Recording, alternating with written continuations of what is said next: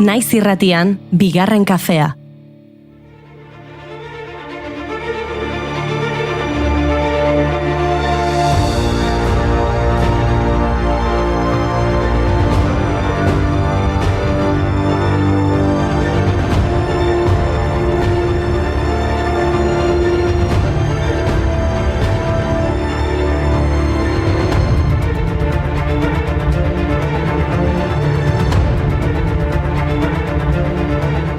Egunon guztioi, bereziki Urduñako eta Beloradoko mojei. Haze kontu bitxia, antzatenez 16 mojek osatutako komunitate honek Pio 12 aitortzen du azken aita santu baliozkotzat, eta ondorengo pontifizei eresiak leporatzen dizkiete. Denetarik du kontuak, sekta bat, txokolatezko opilak, higiezinen salerosketak, 1,6 milioi euro, pelikula bat egiteko modukoa da kontua baizu. Eta pelikula ugari egiteko modukoa da gaurko efemeride nagusia, munduko gailurrik altuena, euskal espedizio bat eta ikurrina.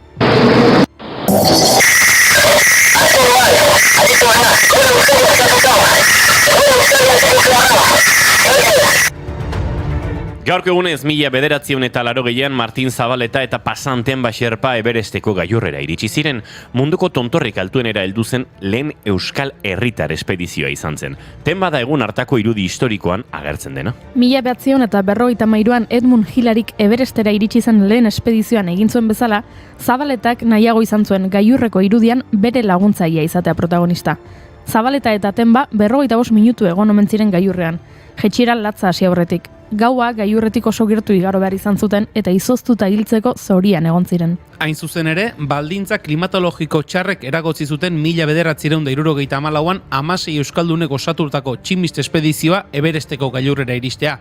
Lehen saiakera hartan, Felipe Uriarte Gipuzkoarra eta Angel Rosen Lapurtarra gailurretik 350 metrora geratu ziren. Porrotak ez zuen talde adore gabetu eta jetxi bezain laster, Nepalko gobernuari beste igoera baimen bat eskatu zioten. Diankora haritza, hauntzak aitzean dabiltza, itxasoaren harimak dakar urgainera bitxa. Kantatuko dut bizitza, usteltzen espazaititza, mundua dantzan jarriko nuke jainkoa banintza.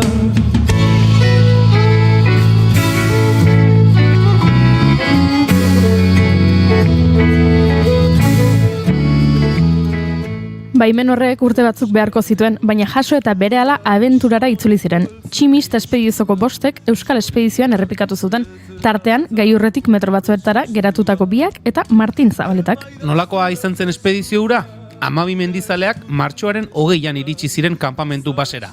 Eguraldi txarrak zapuztutako 2 saiakeraren ondoren, maiatzaren 13an Lorente medikoa eta espedizioko burua eta Zabaleta beste igoera bat egiten saiatzen dira xerpekin batera noski. Hilaren 14ko goizaldean protagonista berberak saiatu ziren berriro. Ordu bietan, Lorentek eta Xerpa batek amore eman zuten, baina 3 pasata gailurrera iritsi ziren euskal alpinismoan historia egin zutenak. Ikurrina munduko punturik altuenean jarriz. Idean ari naiz, aspalditik, oinez, zeruan ainoen gainean, egaletan, amitsez, nuntzidazu gordetu, nuntzidazu urrundu. Ikurriñan dago bai, eta agian hori ikusteko intentzioarekin gaurko egunez duela ia 20 urte helikoptero bat Everesteko gailurrera iritsi zen. 2005ko maiatzean Didier del Sal izeneko pilotu frantses batek Eurocopter ES-350 B3 helikopteroarekin lurreratu nahi izan zuen Everest tontorrean, 8.858 metrora. Ordura arte, inork ez zuen inoiz helikoptero zegan egin munduko mendirik garaienerano. 2004ko apirilean Del Salek proba bat egin zuen Frantzian, eta helikopteroak egan egin zuen 8.992 metroraino. Gero, bera eta bere enpresa den antolatzen hasi ziren urtebete geroago plana aurrera eraman ahal izateko.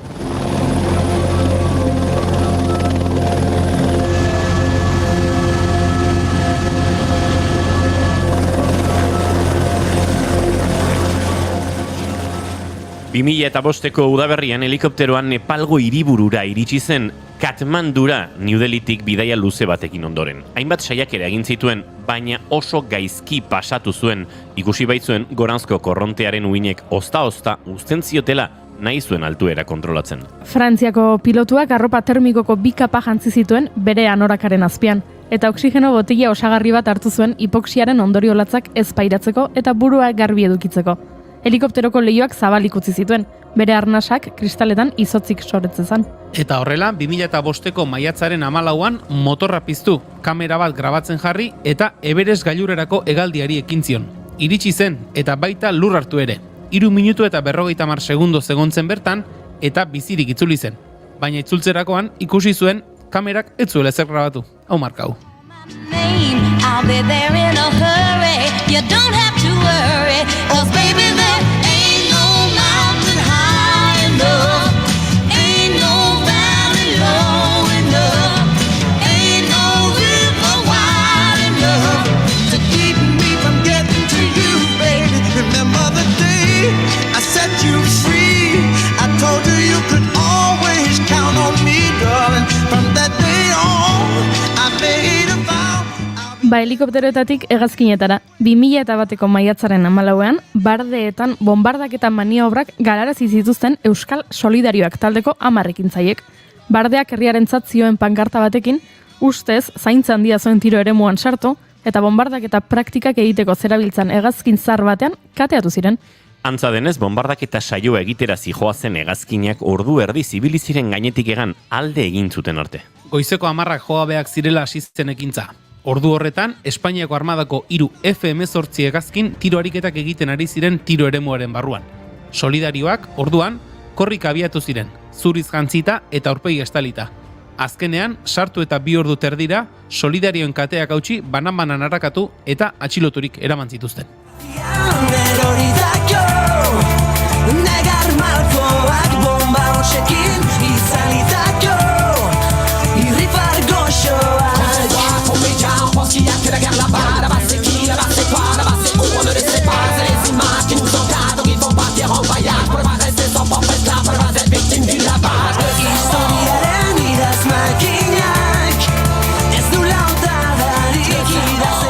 Helikopterotik hegazkinetara eta hegazkinetatik txirrindetara, izan ere gaurko egunez jaio zen Marino Lejarreta euskal txirrindulari profesionaloia. 1969tik 92 arte izan zen profesionala eta guztira 52 garaipen lortu zituen. Espainiako buelta irabazi zuen 1982an eta guztira 8 etapa irabazi zituen itzuli handietan.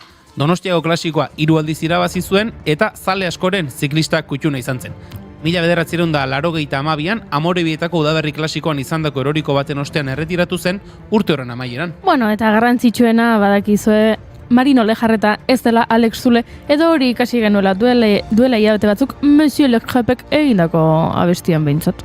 Tabuka, autakero dena kostrukak nei asko inporta. Batzuk mamonekin dantzan, ni momokin txortan. Sodoma eta Gomorra zuen jaurekiko kortan. Gero aberrume horren aita nordan. Craig Hodgesen azbitik dao Jordan. Tardi beltzez jantzita dao zai otsoa bordan. Harima bete orban, honi ez esan urban. Kaletatik zetorrena ikusi noa jundan. Hainbeste txakurjan, kruzatutak urban. Nola izan, haren honen esklabuta sultan. Dena bukatzeko gogoa emate bonek batzutan. Baino barkatu joan, ala tokatuan. Zein da ba number one, zein da ba laba daukan hauan. Estilo padauan, erdilo daunak baki zer dauke. Baina mendia txirrindularitza eta bombak alde batera utzi eta gaurko saioari ekin beharko diogu. Andoni Mateos dator, edo dagoeneko gurean da, eta ekialde hurbileko landareria eta klima izango ditugu izpide. Ea geografia irakasleak ez digun azterketari jartzen. Eta musikako irakasleak Maialen Telabidek afroamerikar abeslarien emakumezko hirukoteak ekarriko dizkigu. Gure lankidaritzalkubia Euskal Herriko unibertsitateetan izan zen Palestinaren aldeko kanpaldietan eta bertan bizitakoa kontatuko digu. Gaur ere denetik, beti bezala. Egunero bezala. Eizuen ikaspaldi bukatu mintuen ikasketak, hemen azterketak irakasleak eta unibertsitateak gainean izateko, Sentitzen dugu.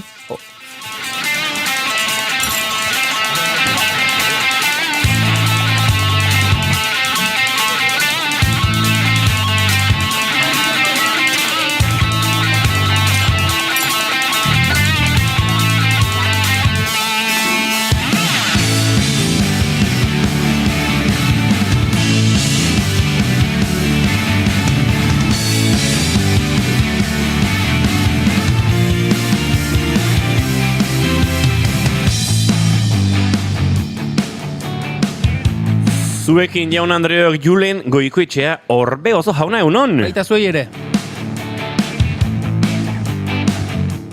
Zuekin jaun Andreok Goiuri Zeizarandia anderea egunon. Egunon.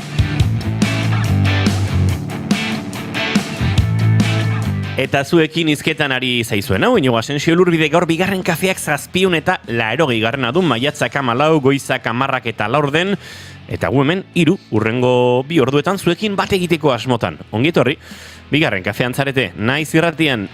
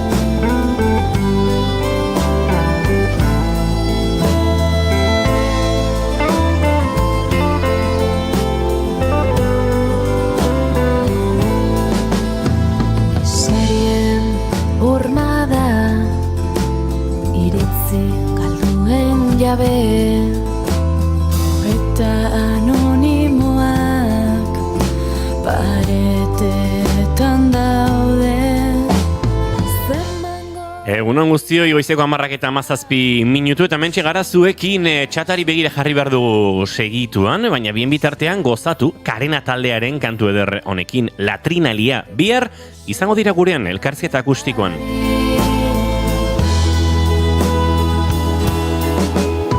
Nire azalak tindatu, no vine a ser carne. Poesia xuxurlatu, zapalduak direnen antzerki obran. Poesia xuxurlatu. Hemen txatean kontatu dugu, Indiokerrek egunon gaztiak, bai, espedizio latza hortxe zegoen nere osaba, Ricardo Gallardo. Hortxe ontzen ere, bietan, gerora esan digu. Gorkak egunon, Arkakusok egunon, Indiokerrek ona, bueltatu da fundamentua oso ongi gaurko koreografia, 14koa. Ojo, Eta gainera hemen, nabardurarik gabe ez, batzuk ondo eta bestea gaizki ez gaur denak ondo. Gorkak dio, zer moduz, egunon Arkakuso, egunon ekipo, oidek dantzaitea. Bueno, saiatu batzuk, txoma, saiatu batzuk. Nire maite duta da, Gorkak dio, nire maite duta da, nina filma igandean ikusiko detela. Eneko magoarekin, akaso tokatuko zait orkezpen txiki bat egitea Zumarragan. Ondo ba, Gorka, prestatu orkezpena, bertsoak improvisatzeko dira, orkezpenak prestatzeko. Hori bai, orkezpenaren ostean, ezin duzu esan, eharra bertsoa. Hori bakarrik bertxotarako gorde, Gorka. Gu oso zure eharra bertsoaren fana dea, baina hori bertxotarako. Errudun sentitzeari, poesia xuxu. Julen Goikoetxe Orbegozo, zein azure maite duta? Ba, maite dut ez batekin, atorra espaldian maite dutekin ebilen, baina... Bueno. Bai, ni uste dut urte hasi zenetik ez duela maite dut Zer? Bueno, urte hasi zenetik edo apiriletik, baina, bueno, hortxe. Bai, Goiuri? Urte hasi zenetik edo apiriletik? Hortxe, esateko modua da. Ez, besterik gabe, atzo irakurri nuen hor, sareetan, duela egun batzuk, biziletan zebilen pertsona bati, baserri baten ingurutik pasatzerakoan, bertatik lau txakurratera eta eraso egin, eta bere argazki bat ere ikusi genuen, izterratze inguru horretan, nahiko zauri itxusia zuen, eta ez, azken aldian ez da entzundudan kasu bakarra izan, beste batzui bai biziletan dabiltzanean, edo mendian dabiltzanean, baserri inguru batetik pasa, eta txakurren baten erason bat ere jasan behar izan dutenak, eta uste dute, badela ez dakit niri behintzat, ni mendian nabilenean eta baserri inguru batetik pasatzen aizenean, eta beti beti izaten dut errespetua, ulertzen dut, txakurrak baserri inguru hori bere eremutzate duela, eta bere eremu hori defendatzen duela, baina uste dut jendea pasatzen den leku bat, edo baserri bat errepide ondoan dagoenean biziletak edo bestelako pasatzen direnean, uste dut errepide inguru horretara behintzat, atera biderik ez luketela izan behar txakurroi suelto egon da behintzat, zer ikusten dugu, zer nolakoak gertatzen diren, uste dut, eremu, askotan gertatu da gainera, bizikletekin bereziki txakurre badutela, ez dakit, fijazio bat, nik ikusi izan dut jendea, baserri baten aurretik pasatzerako, bizikletatik jaitsi, oinez pasa bizileta eskuan bultzaka, eta gero berriz gainean jartzea, eta uste dut, ez dakit, baserritarren aldetik ere, neurrin bat edo hartu behar luketela, batez ere, errepide inguruetan eta dauden baserrietan, horrelakoak ekidin alde izateko, ze uste dut, ez dela, inorrentzat mesedegarri horrelako kasua gertatzea. Ezpairik gabe, eta askotan uste dut denok izan dugu horrelako egoeraren bat, ez akaso maila hortara edo, ondorio horietara iritsi dena, baina kezkagarria da, eta uste baino gehiagotan gertatzen den zerbait ere bada. Hemen Gorkak dio Mateos etorri da, Mateos etorri da. Andoni Mateos egunon. Egunon. Azterketa daukagu gor. Pentsatuko dut. Aldera igual. Beti igual, Baina gero asko ikasten dugu, Misterio puntu batekin. Eozin konversazio ateratzen da, eta zugor botatzen dituzu iruzpalau datu da, badirudi oso listoa zara. Ez da, baina, men egon da, zerbait, ikasten. Aprobetxatu behar dezu. Bai.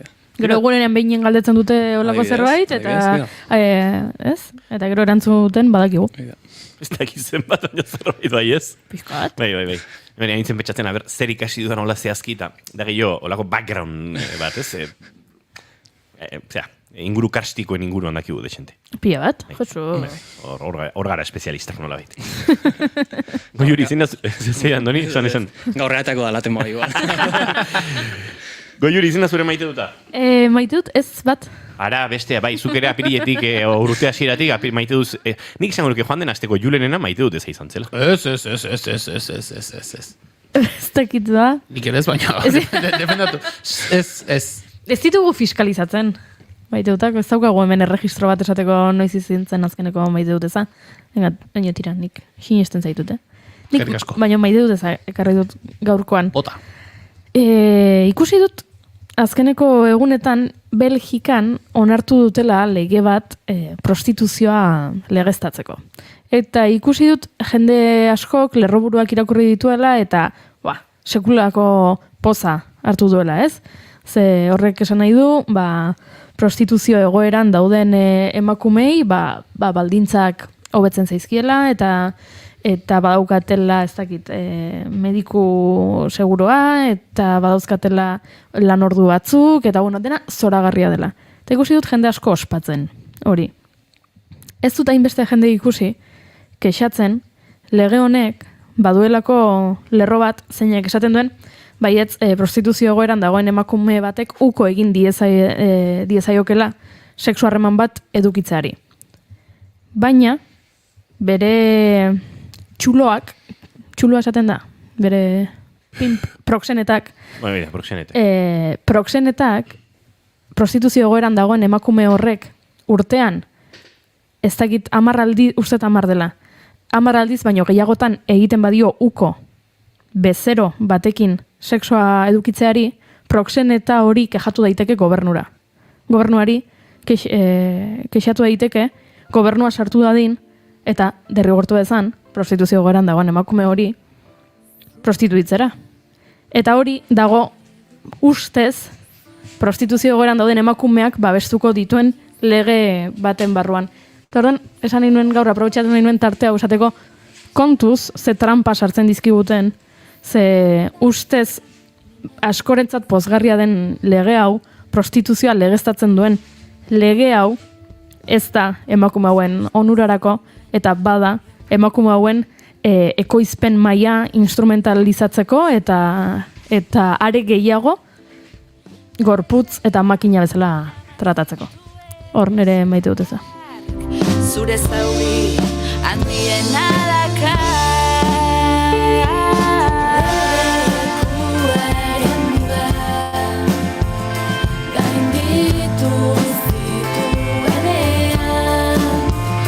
Zenbat zaparada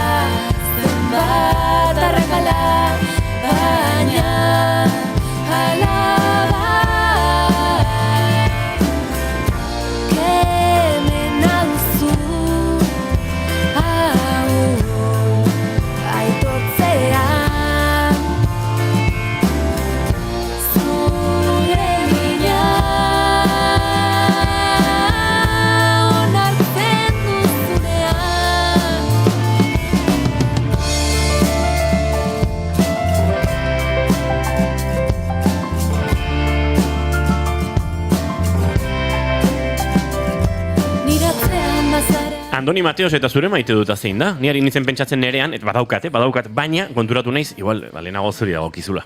Bueno, pixkat giroa, ez dakit, politiago izateko edo ez alaitzeko, nolabait, maite dut bat pentsatuta hola, baiagian, enaran kantu hori oain udara giro honetan hasteko dela eta egualdi honetako goizoietan, zaudela etxean, ez, Jaiki Berri, lehiotik bilatzen dezula eta batean ikusten dituzu txoripia, atola, gurutzatuta zeruan, ez, egan. Eta soinu berezi batekin, da normalen enarak izaten dien, garai hontan, bolada hontan ibiltzen dienako aurreatatzea. Eta horrek nahi nolabait eguna hasteko modu horretan poztu ezela egiten dit. Gaur adibidez, egualdi tristexo honekin ez dugu jeukiko, baina ja pasa ditu pare bat 3 egun nola ia udara giro horretan, ez? Egualdi beroa eta goizetikan eguzkitsu. Eta hori ikusteak nahi alaitu iten dit, egia esan, bastante alaitzen diten zerbait da. Zerbait esateatik, baina bote pronton. Eguraldi pixkatola, goibiltxoa atzo bazirudien ekaitza eta euritea zetorrela eta azkenean ez da asko bota duen Euskal Herrian. Gauean desente ari zuen, une batean mintzat, bai. Ez da gizor dutzen, ez zen oso berandu atzo gauean, baina majo bota zuen, leku batzutan mintzat. Araxez azita dago? Azida pixka. Azida? Bai. Hori gauza hona da. Hainbesteako igual pirauan jisteko, ez? Baina beste errekak ere aziko ziren. Bai. Atzo aritu nintzen bidasoa ibaian pirauarekin eta ura justu ekaitza iritsi horretik. Eta gero etxeran indoala euripean horre furgonetarekin pentsatu nuen biharre. Hau, egokiago egongo da. Ze Julen? Asteburun hor sara ingurun eta seguro erreka politxen badaola. Bai. Bueno, bidasoa bera ondoan izango du. Hanka guztitzeko hortik aurrera ez, Tira, nik maite dute Urruneko lagunek entzuten gaituztenean, hemen ikusi dut Ade Urkolak utzi digula bere mezutxoa eta Lantzarotetik entzuten ariko zaigula pentsatzen dut. Non eta ez dagoen Euskal Herrian eta abisatzeko modua den, ala balin bada abisa diezagula, ze laguntzarrak etxean izatea beti da gauza ona. Nere maite duta, nolabait pixkat orokorrean esango banu musikari edo musika giroan ibiltze horri eta hau zehaztuko dut. Bueno, batetik guk banuen ikasteguran kontzertu bat, Larrabetzon jo beharreko igande arratsalde honetan, esan ezin taldearekin, baina kide baten osasun eskasa zela eta gaixotasuna medio, bertan bera utzi behar izan genuen. Egia esan eretzat nahiko asteburu gogorra izan da, nahiko asteburu nahasia, barrutik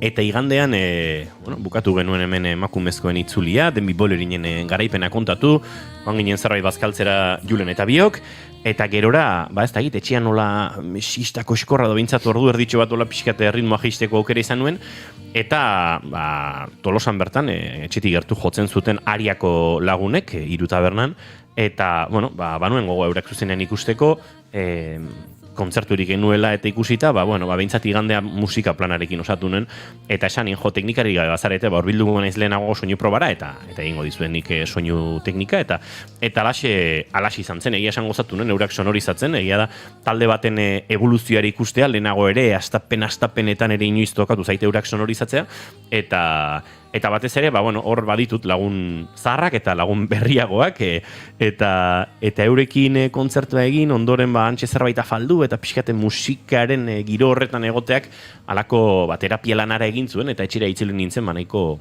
goxatuta, eta pixkatola lehunduta, eta hori da nire maite duta.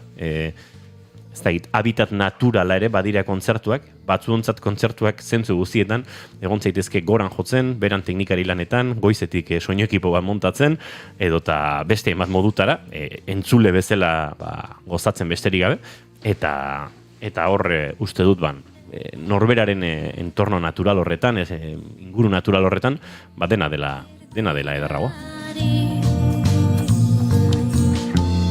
Bizitzak elkarlotu gaituela ospatzeagatik zuretzako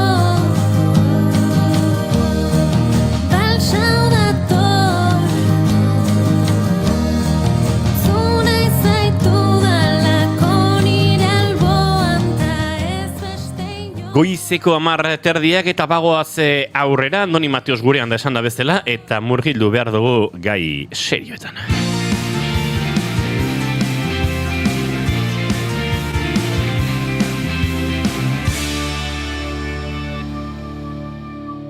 Bigarrenak ez direlako beti okerragoak. Bigarren kafea.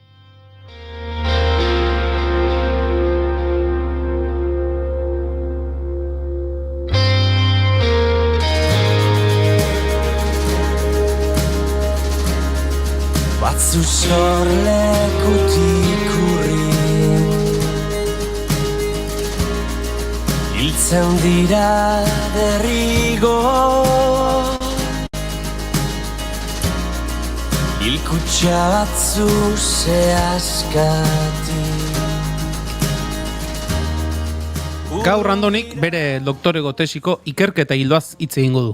Baita karrera zientifikoaren mundu konplexuaz eta bere alde on eta txarrez ere.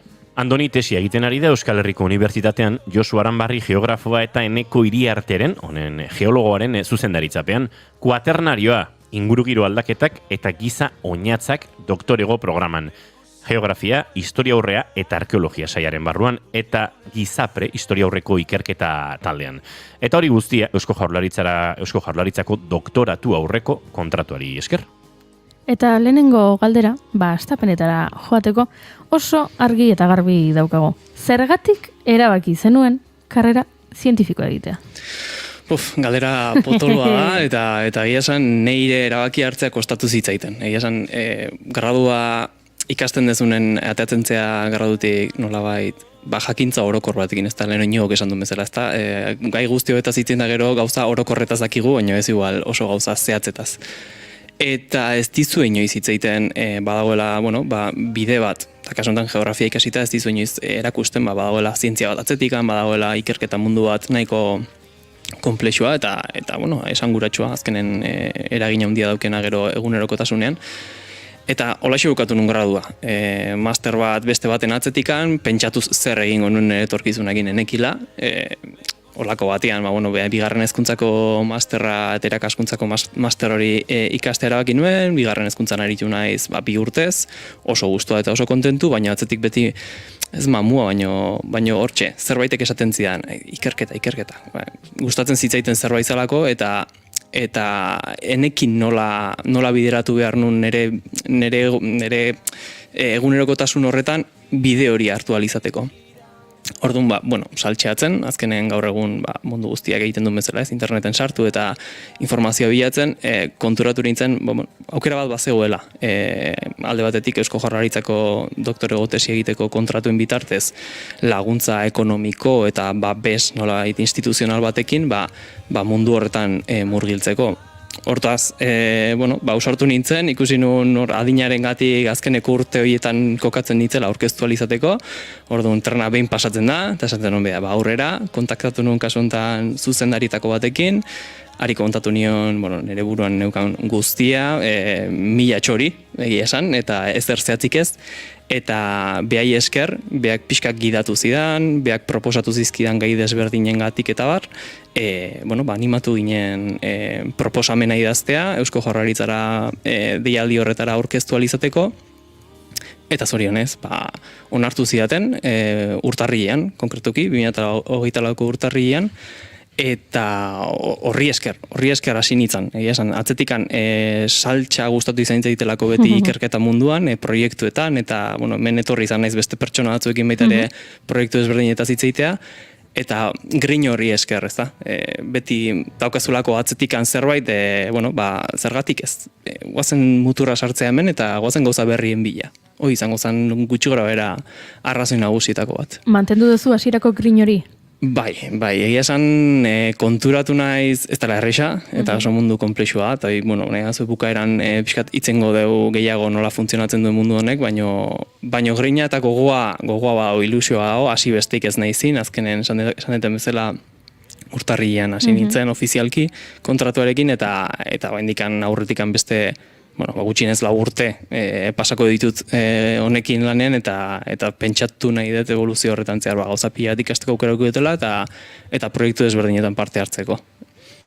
Ze polita sentsazio hori, ze tamalez, behin baina gehiagotan ikusi dugu Twitterren, Txio Herrian, jendeak kontatzen duela, ze ilusionatuta sartu nintzen, ikerketa mundura edo ze ilusionatuta tesiari ekin nion, ze ilusionatuta hau eta beste, eta gero egoerak, baldintza ekonomikoak edo estres maila dela eta agian ilusio horri eustea ez dela inerreixa, behin baino gehiagotan entzun dugu beraz, Andoni asko pozten gara, zuk hor grinari eusten diozulako. Bai, egia esan, egia zu esan dezuna, baldintzak ez die bat egokik eta jende askori gertatzen zaiona da, iristen zehala, limite batera nun prekaritatea horrenbestekoa dan, eta egin beharreko, edo pasa beharreko pauso guzti horiek eta filtro guzti horiek horrenbestekoak dian burokrazia ikeragarria dauke, nazkatzea daukazula eta ulertzekoa da, erretzea daukezula, eta ni oain nahi zitzeiten hasieratik. Ez da jakin nahi, mendikan 3 urtetara nere buruak ze pentsatzen duen, baina ez da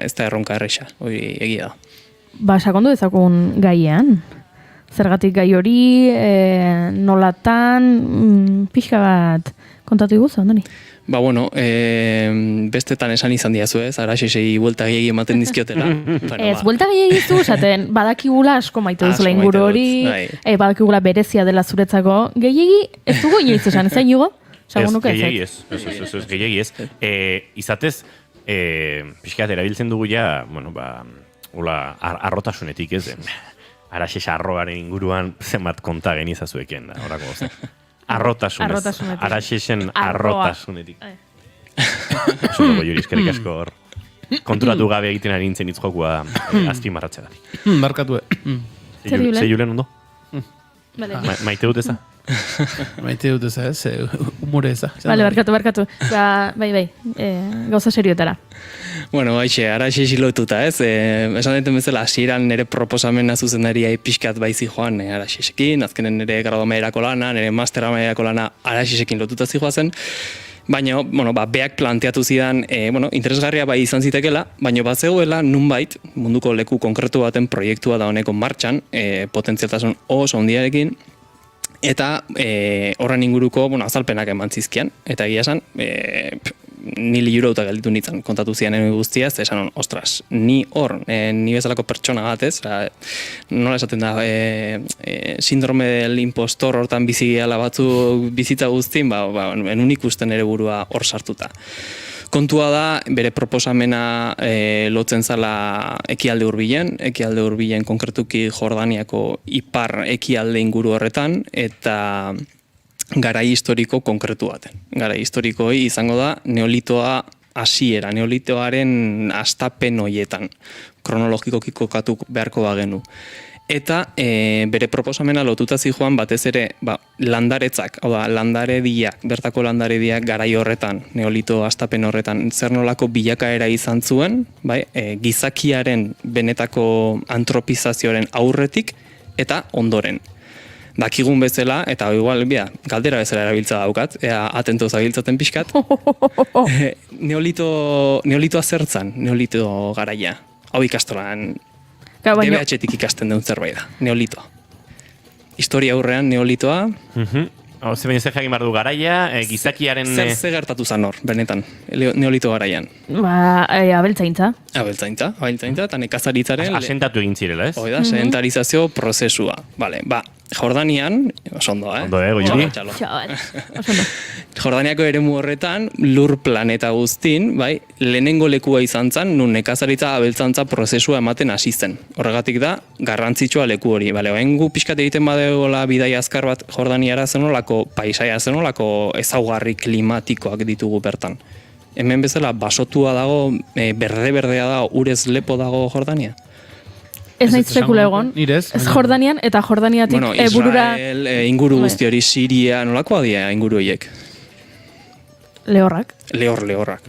Lehorte handi bat balin bada, klimatikoki nahiko leku lehorra da, ez dago vegetazio handirik, badaude herriberetan, hau da ibaiaren ertzean landarek, baina nolabait mendi inguruta jotzen haste balin bagea, naturalki hasiko dan zuhaitz eremu sendorik ez dugu eukiko kasu hontan.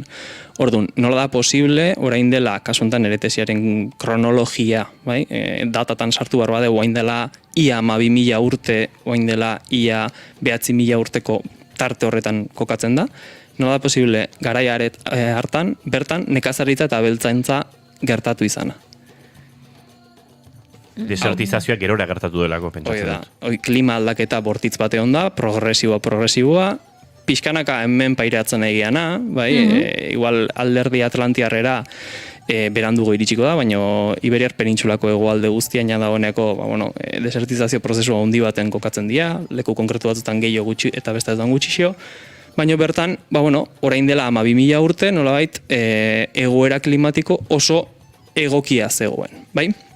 Pleistozeno, garai geologikotan sartzea da, gehiago, Pleistozeno, Holozeno eta transizio horretan, salto horretan, klima aldatzen jungo da, klima hotz eta glaziazio aldiko klima batetikan, pixkanaka klima epelago batera, eta klima epeltze horrek eragin zuen, nolabait, garaiko gizarte, garaiko biztanleria sedentarizazio prozesu horretan hastea, leku konkretu batean kokatzea, eta, progresiboki ez bapatean, baino modu, tartekatu batean, hasi ziren ikasten teknika berriak, nekazaritza teknika berriak, abeltzantza teknika berriak, etxekotzeak, animali batzuen etxekotze prozesuak, landare batzuen etxekotze prozesua, ez gaur egun imaginatuko deun bezalako etxekotze bat, oso modu esperimentalen izango zen segurazki, batzuetan hausaz gertatutako gauza batzun ondorioz, ikasketa prozesu batek eragingo zuen hori guztia,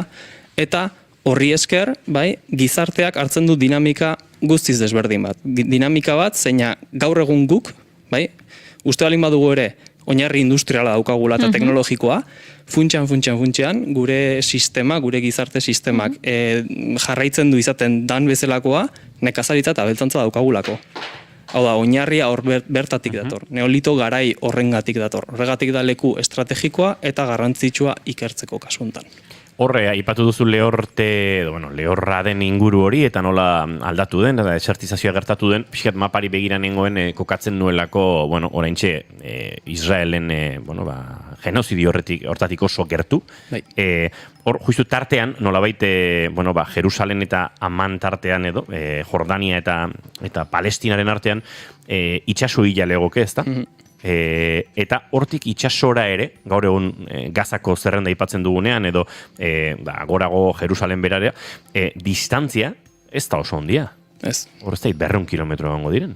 Oso gertu dago, igual ez horren gutxi, baina kilometroz ez da asko egongo kasu honetan. Hortaz, estrategikokire Mediterranear itsasoaren nukleo nagusienean aurkitzen da. Eta neolitoaren ondoren ere lehenengo zibilizazio handiak Turkia, Egipto, hau da, hor, borobil bat marraztuk beharko bagenu puntu hori hartuta erdian, hartuko luke Mediterraneoaren lehenengo zibilizazioen nukleo nagusina. Hau da, astapen guztia, gure zibilizazio, gure korronte, kultural eta ohituren hasiera bertatik kokatzen da.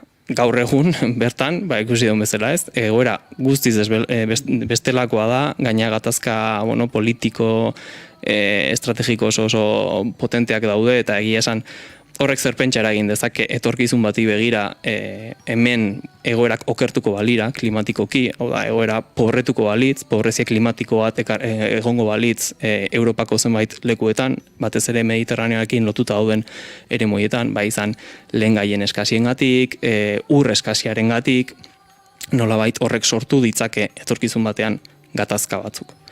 Orduan, ezin gea bizi pixka bat bizkarra ematen inguru horiei. Azken finean, bertan oso ondo bizi izan ziren, orain dela 12.000 urte, egoera klimatiko egoki batean, erosotasun batean, baina horrek ziklikoki, klimaren goraberak ziklikoak dian bezala, errepikatu dezake zerbait berdina Mediterraneoko Europako beste lurralde batzuetan. Aipatu denik leheno 200 kilometro eta ez 80 kilometro inguru izango dira. Mugatik itsasora. Justu hortxe, mugatik itsasora lerrotu zenean 80 kilometro. Beraz, hortxe kokatuta gara Jordania inguruan, eta, beste garai batzuetan.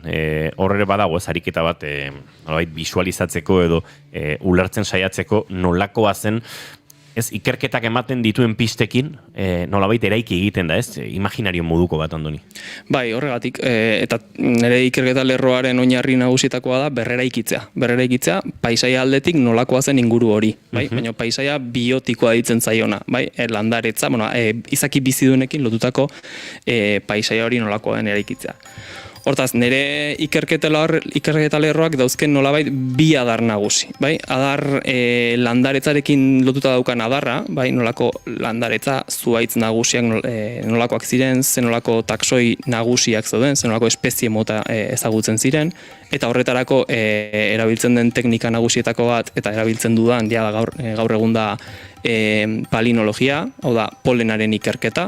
Orduan, polenaren ikerketa eginda, jakitea daukagu zer nolako espeziak zeuden momentu konkretu batean. Nola da galdera? Bueno, bi eremu ikertzen ditugu, bai? Eremu antropikoa dena eta eremu naturala dena. Antropikoa izango litzateke aztarnategi arkeologikoan, bai, lurzoruan pilatuta gelditu diren sedimentu horietatik ateratako laginak, ateratako sedimentu horietan dagoen polena, eta bestetik Guadi izeneko ibai arro, gaur egun erdi lehor, bai, ibai korronte tartekatu da makiten arro txiki horietan akumulatutako, bai, magaletan akumulatutako sedimentuetako laginak.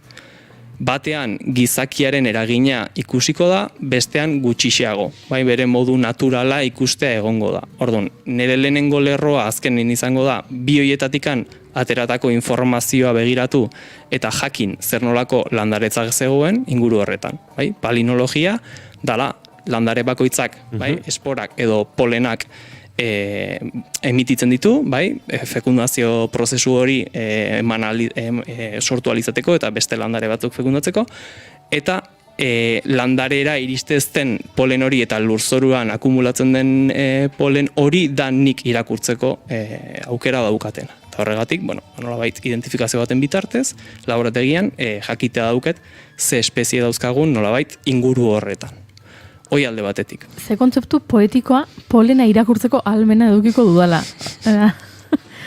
Ikusten ez dezun zerbait edo... Iruditzen zait, zoragarria. Bai, a ber, gaina geopolitia dira, polenak beak ikusten dituzu, gaina itxura desberdina daukate, batzukola pintxoekin, marrekin, borobilak, ez dakit rugby pelotako forma daukenak, bai, hor dago katalogo oso handi bat. Polen partikulak ze tamainikoak dira? Mikrak. 10 mikra, 20 mikra. 10 mikra dira milimetro baten milarena? Nola esan da? Jo, ez dakitzen baden, oso txikia beraz. Oso txikia. Bai, laborategien erabiltzen dien portak, jartzen dien mikroskopioaren azpian, jartzen dien kristalezko plakita horretan, botatzen da, behin garbiketa prozesu baten ondorioz, sedimentu hori garbitzen da, botatzen da plaka hortan, laborategian mikroskopioaren azpikaldean jartzen da, eta argiaren bitartez eta luparen bitartez, zoomen bitartez, lortzen duzu ikustea polena. Nik ze galdetu dut, milimetro baten... Milarena zen. Bauzet bingo, baina lagundu barria zuek kalkulua egiten, behiatut hemen Googleen. Mikra bat da metro baten milioirena. Metro batek ditu 100 biderramar, 1000 milimetro. Beraz, milimetro baten milarena izango zen metro baten milioirena, ez? Ez dakit ino. Bai, noski, argi eta garbi, bai. Mila bider mila milioi bat, a ber, entzuleok lagundu iguzu, ez dago matematika irakaslerik hemendik edo zer. Txata non dago txata behar dugunean, metrotik milimetrora mila, milimetrotik mikrara, beste mila, milioi bat. Nik uste hori da, hola. 6-0 daude, 3 eta 3, 6-0. Bai, ez da, ondari gara. Ustez, bai. Hemen konbentzimentorekin gauzak esan ezkero, sinesgarritasuna lortzen duzu. Bueno, aztertuko du eta argituko dizuegu entzuleok. Baina tira, barkatu andoni, segi aurrera. Ongi zabiltza, dio indiokerrek. Ez dakit matematikalaria den, baina berea da iruzkin bakarra, beraz balekotzat emango dugu. Ondo esan du, bai, esateiate, WhatsAppez. Toma! Baina ez dit matematika irakasle batek esan, Baina, matematik irakaslea, ingenieroa horre guztiak balio digu. Jende listoa... Kalkuluan azkarra dan. Listo da pertson hori? Batzutan. Zauten dut? Ez dut uste. Ez. Eskerrik asko, Amaia edo Patxi edo zarela. Andoni barkatu segi aurrera. Polenak itxura desberdina daukate, eta orduan, itxura horren arabera, daukabor manual potolo bat, biblia deitzen diona, eta argazki guztiekin, eta taksoi guztiak sailkatuta, eta, nire lana da, laborategian orduak eta orduak pasatzea, identifikatzen polen bakoitza, 100 ehunka polen, eta horrekin nolabait ehunekoen bitartez, bai, ateratzen dien ehunekoen bitartez, gutxi gora bera, fidagarritasun bat emango dizu, eta jakite dakazu gutxi gora zeintzen, espezierik esanguratsuena. Izan daiteke adibidez, olibondoa, edo nik zerrakit artea, edo, bai, espezie asko egon daitezke kasu hortan. Hoi, ikerketaren hildo bat, bai, polena. Ikerketaren beste hildoa izango litzateke, eta lehen esan deten bezala, karstarekin lotutakoa, bai? Oda, Jordaniako koazuloekin lotutakoa. Bueno, oain nola, Google Mapsen irikizke ez du ematen mendikate oso handik edo esanguratsuik daudenik Jordanian, baina egon badaude eta 1000 metrotatik gorako alturako mendiak badituzte. Eta horietako batzuk kareharrizkoak dira. Vale? Orduan, kareharria balin badaukagu eta kasu honetan mendiak balin baditugu eta euria balin badago kobazuloak egon daitezke. Esan dugu gaur egun prezipitazio kantitatea bertan ez dela oso handia, bai? Nahiko leku lehorra dela, hortaz koazulo horiek sortuko ziren, nolabait, Pleistozeneo garai horretan, bai? Prezipitazio eta klima egoera nahiko ezea zen garai konkretu horretan.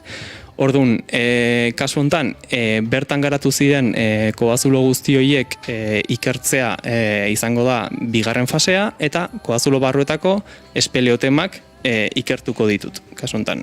Zer dira espelotemak, eta justu lehengo asten Inigo galdetu zuen, zer da espelotema bat? Estalaktitak eta hori? Estalaktitak eta estalagmitak. Estalagmita. Eta hoi denek osatzen duten konjunto. Hori da. Ez nola gauden. Adi gaude. Selektidea igual aprobatuko genuke. Gaur galdera espetxekai naiz, Matematika esmatu du, ba? Bai, taldean goaz, nik matematika, goiurik espeleologia edo nola da? Igual ez guazain ondo, espeleotema horiek hartuko ditut, bai, moztu ingo dia, eta teknika geokimiko nahiko komplexuen bitartez, nik momentu hontan ezagutza hundirik ez daukatena, baina nire tesian zehar ezagutza horiek biltzea da esperantza hunditako bat, ikertuko ditugu, eta espeleotema horien barruan, espeleotemak nola daude sortuta, zuhaitz baten zirkunferentzia desberdinak izango balia bezala, espeleotemak modu berdinen azten doaz. Bai, kapa bat bestearen atzetikan. Hoiek ikertuta... Beraz, luzera zabalerarekin nahiko koordinatuta doa. Gutxi gora bera, bai. Proportzio edo, badoa zor. Hori da. Eta hoiek guztiak milaka urtetako akumulazio baten bitartez sortu dira. Hor barruan, geokimikoki, isotopoak aterata, nolabait, teknika kimiko desberdinak erabilita, jakitea daukagu alde batetikan zenbateko euri prezipitazioak egon ziren orain dela auskalo zenbat urte, ze espeleotema horrek dituen kronologia guzti horietan ikertzea edo jakitea ongo da, zer nolako prezipitazioa zegoen, zer nolako baldintza klimatikoak zeuden kanpoan. Orduan, esan duten bezala, agian pixkat komplexua ematen du. Polena hartuta, bai? Polena, landaretza. Eta espeleotemak hartuta, hau da, klimaren eta prezipitazioen datu horiek hartuta, berrera ikitzea egongo da, landaretza paisaia hori, eta baitare klima. Eta horrekin, orduan, jakitea aukiko dugu, gutxi gora bera, zer nolako eragina izan zuen gizakiak momentu hortan, neolitikoaren hasieran, bai? Paisaia horretan, hau da, zenolako paisaia eta baldintza klimatikoak zeuden neolitiko hasi aurretik. X, modu batekoak, bai? Baso soilduak, nahiko aberatsak, espezie desberdinekin, bat eta beste. Gizakiak sedentarizazio prozesu hortan sartzen dira, lehenengo herriskak eraikitzen dituzte, abeltzaintza eta nekazaritza aktibitateak egiten dituzte, baita ere basogintza aktibitateak egiten dituzte, eta hori ikusiko da reflejatuta zuzenean paisaian. Hau da, zuhaitzak moztuko dituzte, espezie desberdinak landatuko dituzte, eta hori ere ikuste egongo da bi teknika horien bitartez. Orduan, evoluzio hori guztia ikertzeko aukera izango dugu bi teknika horiekin. Nik horrela entzun da ziraragarri ikusten dut, aditu batentzat, zientzialari batentzat, honek behar du izan flipantea. Ez? Netzak ere bai. Zuretzat esan nahi dut, horregatik aditu bat edo zientzialari bat esaten nuen, zuretzat zari nintzen. Bai. Kasu honetan, niretzat ze, lehen esan eten bezala, graduan ez dizkizue gauzabek erakusten. Hau da, geografoa naiz, bale, baina gaur egungo gradu sistemak, unibertsitate sistemak, preparatzen zaitu nolabait, eta kasu honetan humanistikotik dijoazten gradu horiek, irakaskuntzara bideratzeko, asko jota.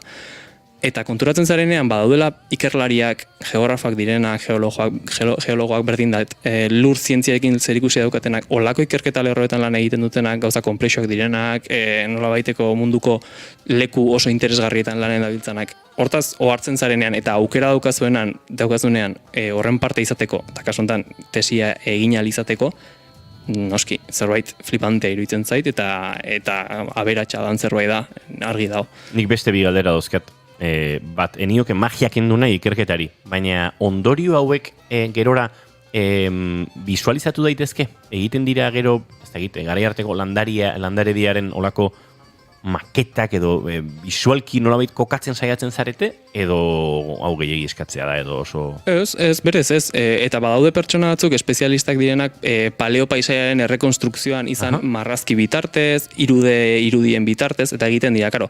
Hoi, ni bezalako ikerlari batek baita ere beste lerro hori sartzea tesian justifikatu egin behar dezun zerbait da, eta agian ikerketa gehiago luzatuko zitzaizun, ze teknika desberdinak egongo dira horretako, eta nire hortan aditua ez naiz.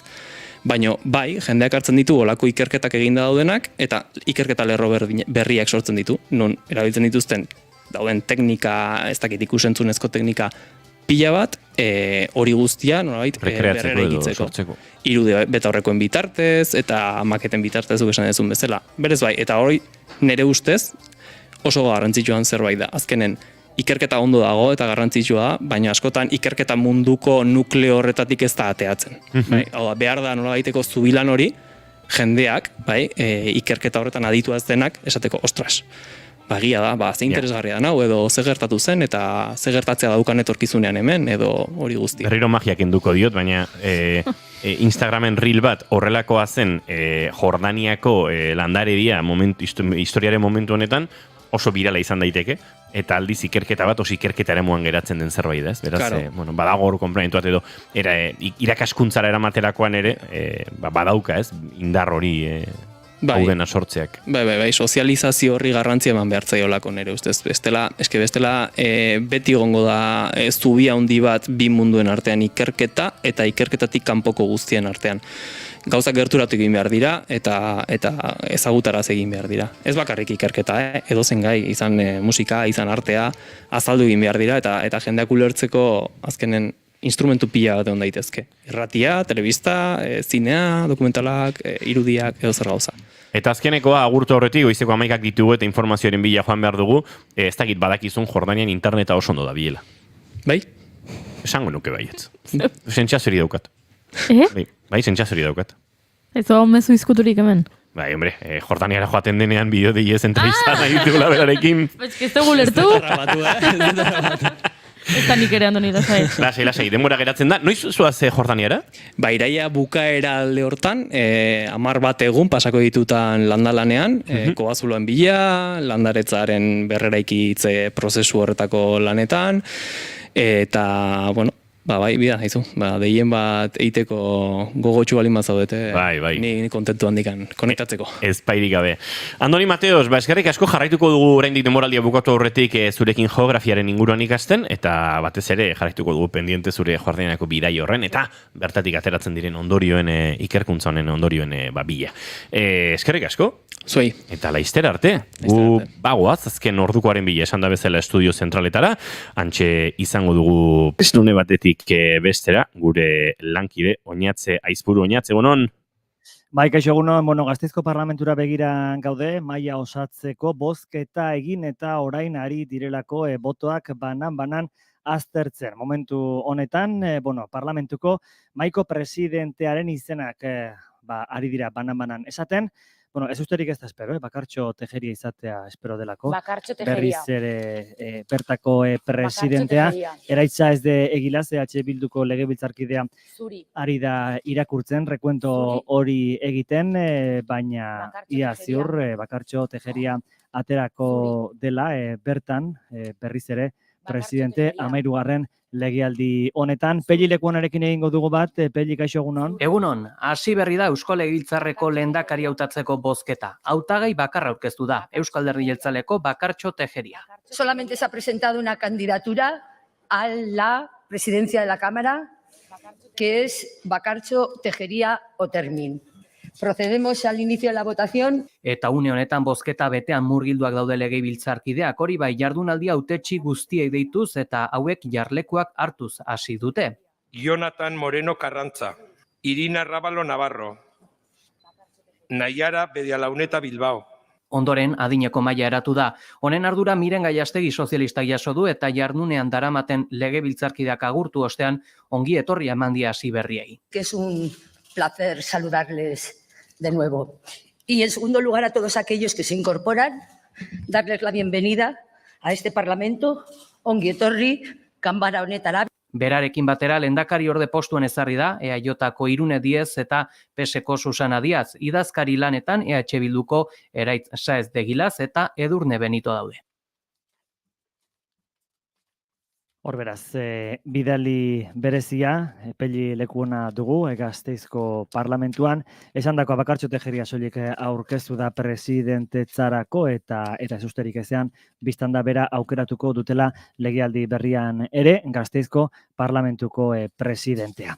Bueno, hori nobedade eta une batetik bestera emango dutela horren berri. Azken aipamen bat berriz ere bigarren kafeako lagunekin utzi aurretik, kontsumerako prezioen indizeak gora egiten jarraitzen duela, alegia erosteko, erosaskia, gero eta garestiago izaten jarraitzen duela. Pentsa duela urtebeteko prezioekin konparatuz, Nafarroan 2,9 egin dute prezioek gora bataz beste eta Araba, Bizkaia eta Gipuzkoan 3,5 hori da Espainiako Estatistika Institutuak emandako datua. Gehien igo dena arropak eta oinetakoak eta ondoren etxe bizitza. Halaber, egunerokoan gehien abaritzen ditugun produktuak ere gora egiten jarraitzen dute. Esaterako, elikagai eta edari ez alkoholdunek urtebetean 4,7 egin dutelako gora. Batez ere frutak, barazkiak eta lekaleak eta oliba olioak ere gora egiten jarraitzen du. Kasu honetan, urtebetean 168 garestitu delako. Bauxe kontatzeko denona, bigarren kafeako lagunok. Eskerrik asko bainatze Aizpuru eguerdiko 12etan informazio gehiago hemen naiz irratian orain bigarren kafearekin aurrera egingo dugu badatorreta Maialen Tellabide gurera.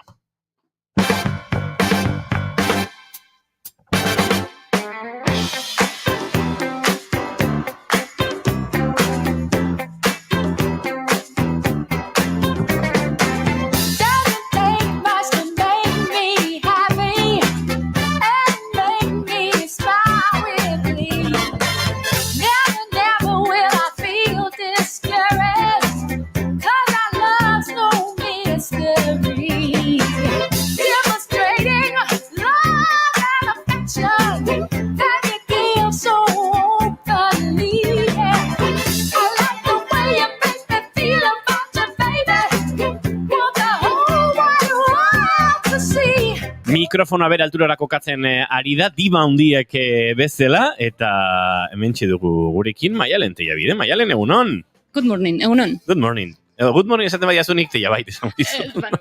Ni good morning ni hello. Ikusi duzu bideoi? Ez. Ai, vale. Ez, da, mexikar telebista kate bateko bideo bada, eta bertan agertzen da. Ez da kolombiarra? Egia da, barkatu kolombiarra. Eta sartzen da nerabe bat, eta Luna izena duna, eta antza denez, nerabe honek ingelesa soilik hitz egin nahi du. Perdón, bere gurasoak kezkatuta dut, esan, kolombiarra zara, zure ama hizkuntza gaztelania da, zari zara. Eta orduan sartzen da... I don't feel comfortable speaking Spanish, esaten dio. Sartzen da platora eta esaten du, good morning. Eta esaten du, aurkezleak esaten dio, ni good morning ni hello. Aquí tu habla español. Vale. Super hona da bideo. Bastante gracioso da. Good morning esan dezue. Vale. Ni good morning ni hello. Kaixo. Hiru gara hemen, bat bestaldean, gu hirukote eta zu bakarlari, Tellabide. Bai, baina, bueno, espero danun kolaborazio eukitza. Bueno, pues gaur, trioen inguruan atorritzaitea. Baina, goiuri, sexualitateari buruz ez digu hitz egiten Idoia Xarmak? Bai. Bueno, eske nien ator horri buruz. Trio buruz. Eske, kontua, hirukoteak dia, baina ez dia hirukoteak, trio formatua da, trioak dia, baina, bueno, no pasa nada. Eske, niretzat, raroa da. Inigok txiste hau egin bertzuela, bazekiten kontxintxinan ere. Ez, baina badakizu zer. Jordanian ere badakite. Kobazulotako akaruek badakite. Osea, hemen agertzen da mirriren memea eta jartzen du ezin susmatxea. Ez, baina egia da, hirukotea hitz egiten badiazu, ez du dala horrela pentsatzen, baina trio aipatzen baduzu, erabat vinkulatzen dut, harreman sexual multiple batekin. Baina hori da zure garuna. Bai. Eta hori Idoia Xarmarekin. Hala, dos. Bueno, a ver. Idoia Xarma etorri erunen batean, espaldi etzarela etorri. Nik aurre jarraitu netz, gaina gaur infopila dakat. Vale, venga, ba. Musikan gauza handiak sortu dituzte trioek. Bai, rockean, jazzean, klasikoan, folkean, eta popean ere bai. Eta gaurkoan, hirukote musikalen esparru berezi baten sartuko gea, bintzatu idan, erasmoa. Afroamerikar abeslarien emakumezko hirukoteak. Oso espezifikoa da, baina eski daude pila bat. Fenomeno kulturala izan zian, hamarkada ezberdinetan zehar eragin handia izan zutenak, eta industriak baitare nahieran erabilizitunak. Baina musika oso ona ekarri zigutenak baitare. Baina lehen da bizik testu inguru apur bat eman behar diogu honi, ez diatea dela nada. Estatu Batuetan eta Erresuma Batuan, neskan erabetxurien hirukoteak eta laukoteak eta boskoteak ere bai, oso ohikoak zian eta arrakastandia izan zuten vodevil, badakigu zertan vodevil, baudeville, idatzi da, ubekin. Ez dakigu. Zan musika antzestu moduko bat, ez da? Hori da, kabaret mal. Da. Bai, hola utzi dezagun, da. Antzez lana musika, parodia eta hori dana kombinatzen dituen espektakulo bat zan bodebila. Eta pixkat Inigo aipatzen duen triotik gertu. Pixka bat bazuelako elementu pikantea beti bodebilak. Hori da, bai, pikaro toke hau, bai. Eta baita ere zan on the road gertatzen zen asunto bat. Osea, zian konpainia ezberdinak, eta jote zian, pues, iritik irira, antzoki ezberdinetan, pues, baien sesio egiten daneko bizitza, pues, latzan amatzen zuten egia esan. Baina, bueno. Tiriteroak. Horako zerbait, bai. Baina, bueno, zirkuitu horietan oso arrakastatxoak zian emakumezkoen hirukoteak, laukoteak, abeslariak, beti ere, jotzen ez. Abesten bai. Gainaia beti aizpak, lengusinak, lagunak, onako zerbait. Eta 30ko eta 40ko hamarkadetan, digamos, swing erarekin, pues, arrakasta bereizia izan zuten, baina, bueno, lehenagotik ere bat zeuden, Zer gertatzen da 50ko hamarkadan? Hamarkada horren bukaeran Motown sortzen da, eta Motownek esan zuen, bueno, gure txanda da, fabrikatu ditzagun gure hirukoteak. Eta izango dira afroamerikarrak, noski. Zen Motownek badakizuten bezala, pues, musika afroamerikarra sustatuzun diskatxa izan zen. Bueno, eta gaina Jesukriston arrakastakin. Kontzeptu honi inglesez girl group deitzen zaio, ulertu dezakegun bezala, eta ez da girl band baten berdina. Girl groupa dia abesten dutena. Girl band da jotzen dutenak baita ere. Ez dira berdinak. Horraitik ez ditzagun naztu kontzeptuak. Aigea hitzeiten berdin jantzita dijoazen 3 emakume horietaz. Eta koruak eta gauza denak. Zergatik izan zuten arrakasta? Neraben ahalmen ekonomikoa onditu zalako 50ko hamarkadan, eta orduan produktua kontsumitu zezaketen. Bestalde, lehen aldiz, talde demografiko honentzat sortzen zen produktua zen, ordura arte ignoratuta zeuden, egia esan musikalki. Eta baitare, abestien gaiak, pues, nerabekin konektatzen zutelako nolabait. Pues, gaur egun Disney Channel bat. Olako zerbait.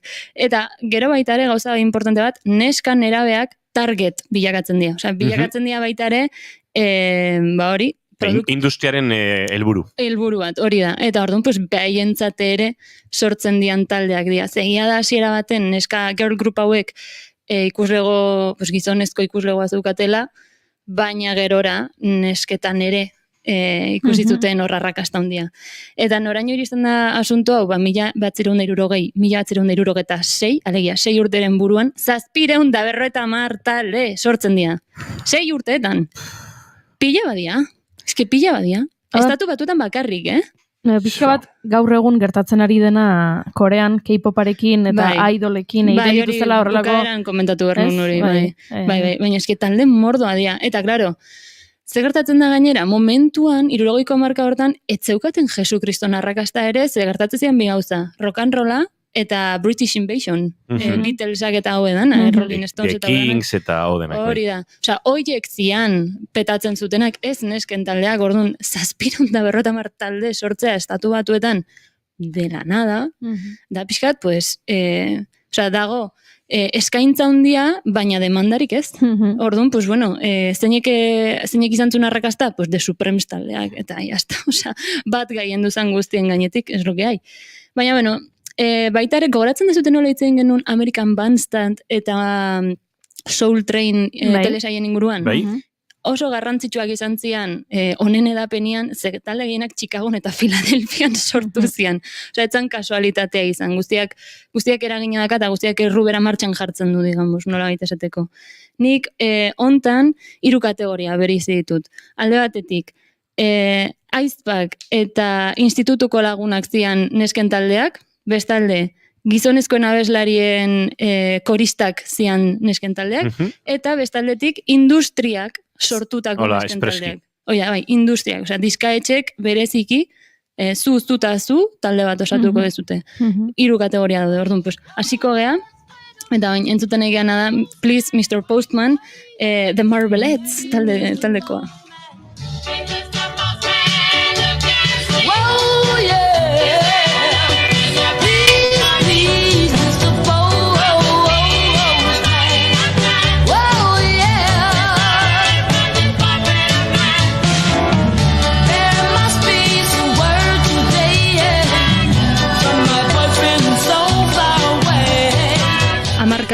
Amarka asmatzen jakingo zenukete. Ostras, lehen aipatu duzu 60ko hamarkadan sortu zirela talde hauek guztiak, 60ko izan beharko du. Baina soinuagatik bai, ez? Estiloagatik. Bai. Super sesentero. Nik aldet imaginatu, hasta nola joatzen jantzita horraztuta. Baina, bueno, igual hori dan ere... Baina, emakume ez ziren 4? Hasieran bai. Hasieran bai. Baina, bueno, oantxe kontatzen dizuet dana. Hemen, hasiko gea, Icepack edo eskolako nagunak ziren girl grupetatik. Hemendik atera ziren gehienak, batez ere 60ko hamarkadan, eta hala ere hamarkada guztietan zehar topatu itzazkego horrelako taldeak. Ez da izan justu hori 60ko hamarkadako zerbait. Pues adibidez, The Shirelles, zian institutuko lagunak. The Marvelettes, Motowneko lehenengo #1 hit sortu zutenak, Please, Mr. Postman abesti honekin. The Ronettes, Icepack gehi lengusina bat, gero aldatu zuten, ez dakiz, zian bi Icepack gehi lengusina, eta hauek zian Phil Spectorrenak. De hecho, Icepetako bat Phil Spectorrekin ezkondu zan, orduan zian Icepack kuñada eta lengusina, dana... Endogamiko xamarra. Bai, hori da. The Velvelettes, Icepack gehi lagun bat, eta hauek, naiz eta horrela hasi zian, gero... Goiuri dago living jarrieten abestiakin. The Velvelettes hauek gerora oso industrializatuak bilakatu zian, zestak izan bat aldiz aldatu zituzten pertsonez, eta alari zen berdinakin jarritzen zuten, ja ez zian ez Icepack, ez ezer, zian ez ezagunak, baina bueno, es lo que hay. Bestaldetik The Motions, hau da nere gogokoena, gaur aipatuko ditudan talde guztietatik, da hasieran jarri dugun abestiarena, de hecho viniloan dakat bidean, ustez Kanadatik datorrela, Rejoice. Hauek dia hasieratik bukaerara 3 aizpa izan dianak, The Hotchtones, ez dakit nola esaten da, abizen hau, Sisters, hasi zian gospela abesten, eta sinatu zuten diskatxe batekin, eta Maurice Wright-ekin aliatu zian, dala Earth, Wind & Fireko abeslarietako bat. Boogie Wonderland, abesti ezagutzen dugu. Pues da, Boogie Wonderland, Earth, Wind & Fire, featuring The Emotions. Featuring, bai. Gehiago, High Energy, Icepack, lagun bat jaialdi batean deskubritu zituzten. The Pointer Sisters, 80ko hamarkadakoak, oso mitikoak, pues Elizan abesten zuten baitare gospela, eta hauek 3 Grammy irabaztea iritsi zian. Eta adibidez, TLC dala leno jarri detena. Hau da oso kasu berezian ere iritsi. Zabe dia 80ko hamarkadakoak, eta ez zitun industriak sortu, oi da, besti hau, por cierto, temazo bat. Temazo. Ez zitun industriak sortu, behaien kabuz, ez ziren ezagutzen, baina abeslarietako batek jarrizun iragarkia kalean, bi neskan bilan hau, eta talde osatu zuten. Ara? Eta holaxe. Orduan, ez dia aizpak, ez dia lagunak lehenagotik, baina ez zituen industriak egin, baizik eta borondate propioa izan zen. Beraz da, 3 taldeetatik aparte, edo 3 arrazoietatik aparte, asteriskotxo bat. Bai, hori da, bai, de hecho, hemen asterisko urdima, jarrita. bai, eta talde honekin, gauza oso ilunak pasazian. Bai. Hoi tristea iruditzen zaite, egia zen. Ez dakit oso ondo historia, baina batek sua mantzion bere mutian, edo etxeari, beste bat hilintzan istripu baten. Hori da, oso gogorra. Eta diruakin bai arazo asko. Baina bat temazo. Bai, baina, egia esan oso talde goia da musikak. Temazoa eta kantutzarra, bi gauzak. Biak. Bai, gizu hendik ona, beti beretzen naizela, kalidad ekartzen. Hau bari altzara eguneratzen txuri-beltzeko teklak playlistean? Noski ez. No me da la vida. Osea, inberdet. Baina hartuko eta arratzalde bat, ze ez dira besti gutxi. Eta egun hartuko et playlist hori izango munduko luzeena. Bai, baina onare, bai. Bai, egia esan bai.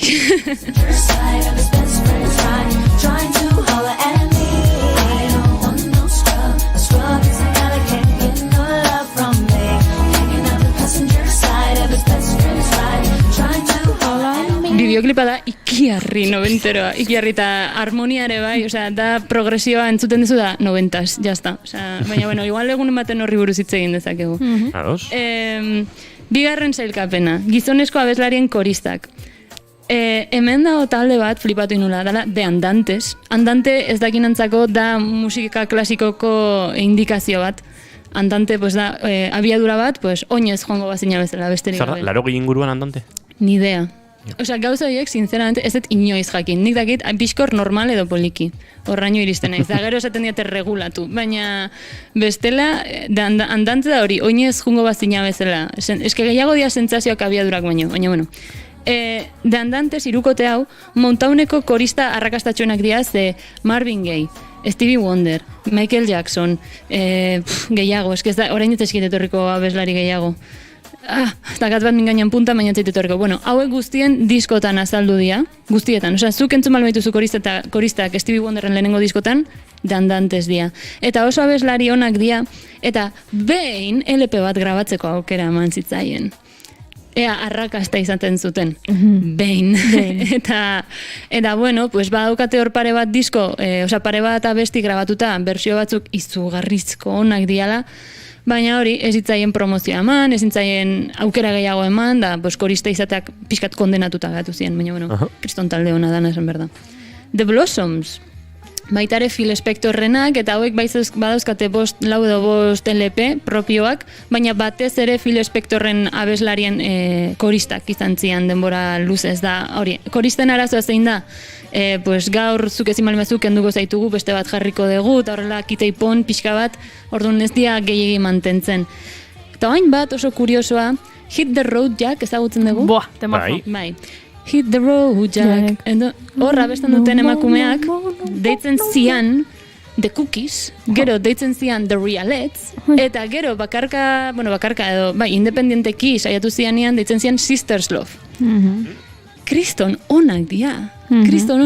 Eta ez dakit grabatu zuten LP bat, edo 3 edo 4 abesti, gehienez, ez hitzaien aukera geixo eman, nahiko justo baino entzuten nahi gana, hoi da. Ez hitzaien aukera geixo eman egia esan. Baina, bueno, Ray Charlesen koristak. Love Unlimited. Zuk jakin barko zenuke zein dan Love Unlimited. Ui. Eta goratzen. Eta hili geratu da. Love Unlimited. Nio, ze memoria txarra dakagun, joder. Portugala juntzinean behin, eta vinilo bat ekarritzen idan. Love Unlimited ekarta horreitik indetau. De hecho, ze hornekan, plan, hau zinde izan kasualitatea. Eta hortik atea, det. Onartu berdet, ez zait gustatzen diskoa, onartu inberdet. Osea, gustatzen zait abesti bat, baina gainontzeko danak entzun dituta, como, bai, baina ez, da demasiado disko, nere gustarako. Zertzen, Barry Whitean de Love Unlimited o Love Unlimited bakarka? Love Unlimited bakarrik. Eta hauek dira Barry Whiteen ari zara industria bezala egiten, koristak ondo, baina bakarri daudena ez ezkizu gustatzen. Bai, baina esan dizut, The Motions adibidez gustatzen zait. Eta The Realettes gustatzen zait. Ezin zaidana gustatu baita. Baina gertatzen da, Love Unlimited da oso disko. Eta gustatzen zait, baina ez da inbeste. Osea, ez da behin da berriro jarri duten vinilo bat. Nik ere ausarri oki nuen, maialentzia bideri vinilo bat oparitzea. Asmatutzen nun, bastante segon. Bai, osea, amarka eta gauza danak oso ondo. Gerora, pues, Ez zaitain ondo, ez zaitain beste gustatu, baina oso ondo dago leinu, oso pari hona lasai. Ez dinan ez da gogoratzen, baina no pasa nada. Love Unlimited, hirukotea, baita ere pixkat Phil Spectorren beste hirukoteakin pasatu zen.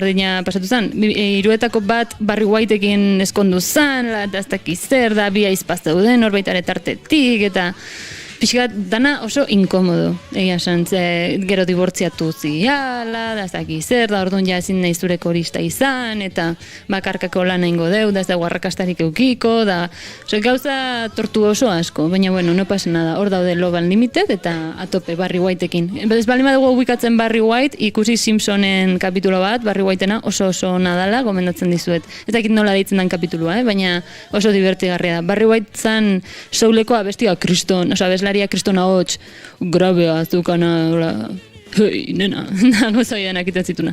Eta azkenik Vanity Six. Hauek dia Princeen koristak, ez zait bat ere gustatzen baien rolloa, baina hor daude. Txasta, dia 80ko hamarkadakuak, izugarri sexualizatuak, baina izugarri, ez dakazentzurik. Eta bueno, pues, hor daude. Kuriositatea bali makazue, da 80ko hamarkada, vamos, 100%, izugarri hortera, izugarri, en fin, pues es lo que hay. Hirugarren tartea. Industria musikalak sortua, eta hemen badagoia tomate asko. The Supremes entzuten nahi gana, entzun dezagun apurtxo bat.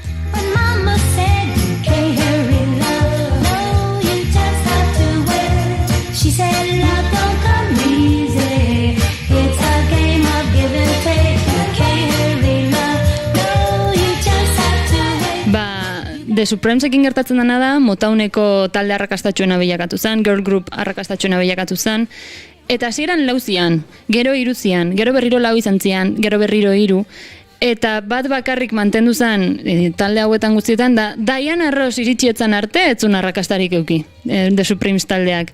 Eta gerora bilakatu zen, pues Diana Ross eta beste biak.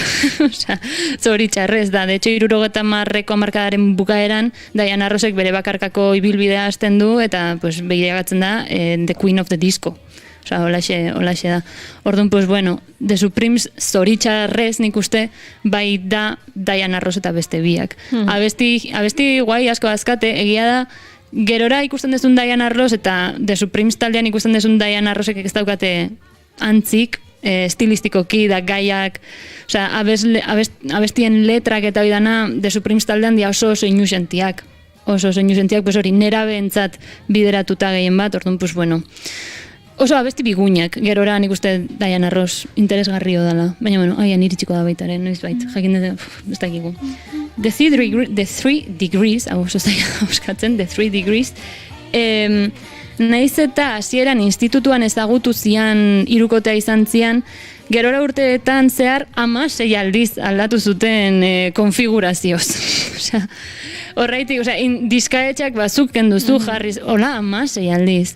Horrela, oso zaila da horrela talde baten iraupena mantentzea. Osea, hauek izan zuten arrakasta 70ko hamarkadan zehar, ta punto. Ez zuten gerora gehiago euki. Seguro disketxetan uste zutela, jendea ez da hartuko. Ez, hori da. Venga, bat aldatzen dugu, beste bat. Bai, eta gero baitare bat zegoen, ez da bakarrik zelako onda bestetzun, baizik eta zelako polita zean. Bai. Eta, de hecho, gero, Destiny's Childsekin ikusiko dugu rollo hori. Baina bai, zoritxarrez, zan oso prescindibleak zian abeslariak, kontua zan produktua mantentzea, hirukote formatua mantentzea, eta irribarra iten dezun bitartean, eta koordinatuta dantzatu, pues oso ondo. Aldortatik baizian, adibez 70ko hamarkadan, asko zentratu zian gehiago gizonezkoan begiradan, beste dozertan baino. Eta baina entzuten nahian, temardo hau, dala igual gaur ekarrieten honenetakoa. Zeinena abesti hau? Eski ikusi dut hemen. Ja. Baina berez, kontua da jendeak usteula abesti hau, dala, Cristina Aguilera, Mia, Pink, eta bestea. Nire giretzait etortzen rapera, ez? Bai, Lil Kim. Hori da, bai. Ba ez, da Labelena, Label irukotarena. Kriston, niri hau gehiago gozatzen zait, Cristina Aguilerana baino. Oso ondo abesten dula, baina eski hau da gordina, no sé.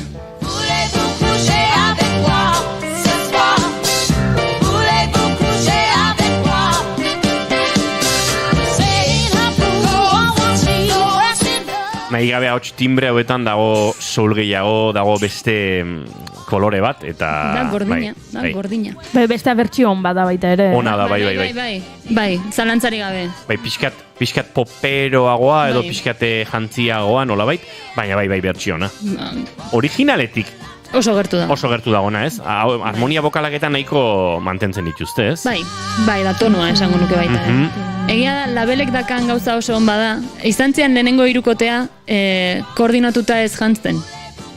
Bakoitza joan bere rolloa, hori bai, zehon igual tematika, zala Space Queen, jo que se. Eta, jutez dian, hola, alo pixkat parlament funkadelik egia esan, funkeko rolloan oso sartuta, baina joazen berdin, eta ez zuten dantza koordinatuarik egiten ez ezer, zan espektakuloa, hirurak gozatzen iten zutenakin, hiru ahots izugarri bat, ez ere Patti LaBellena.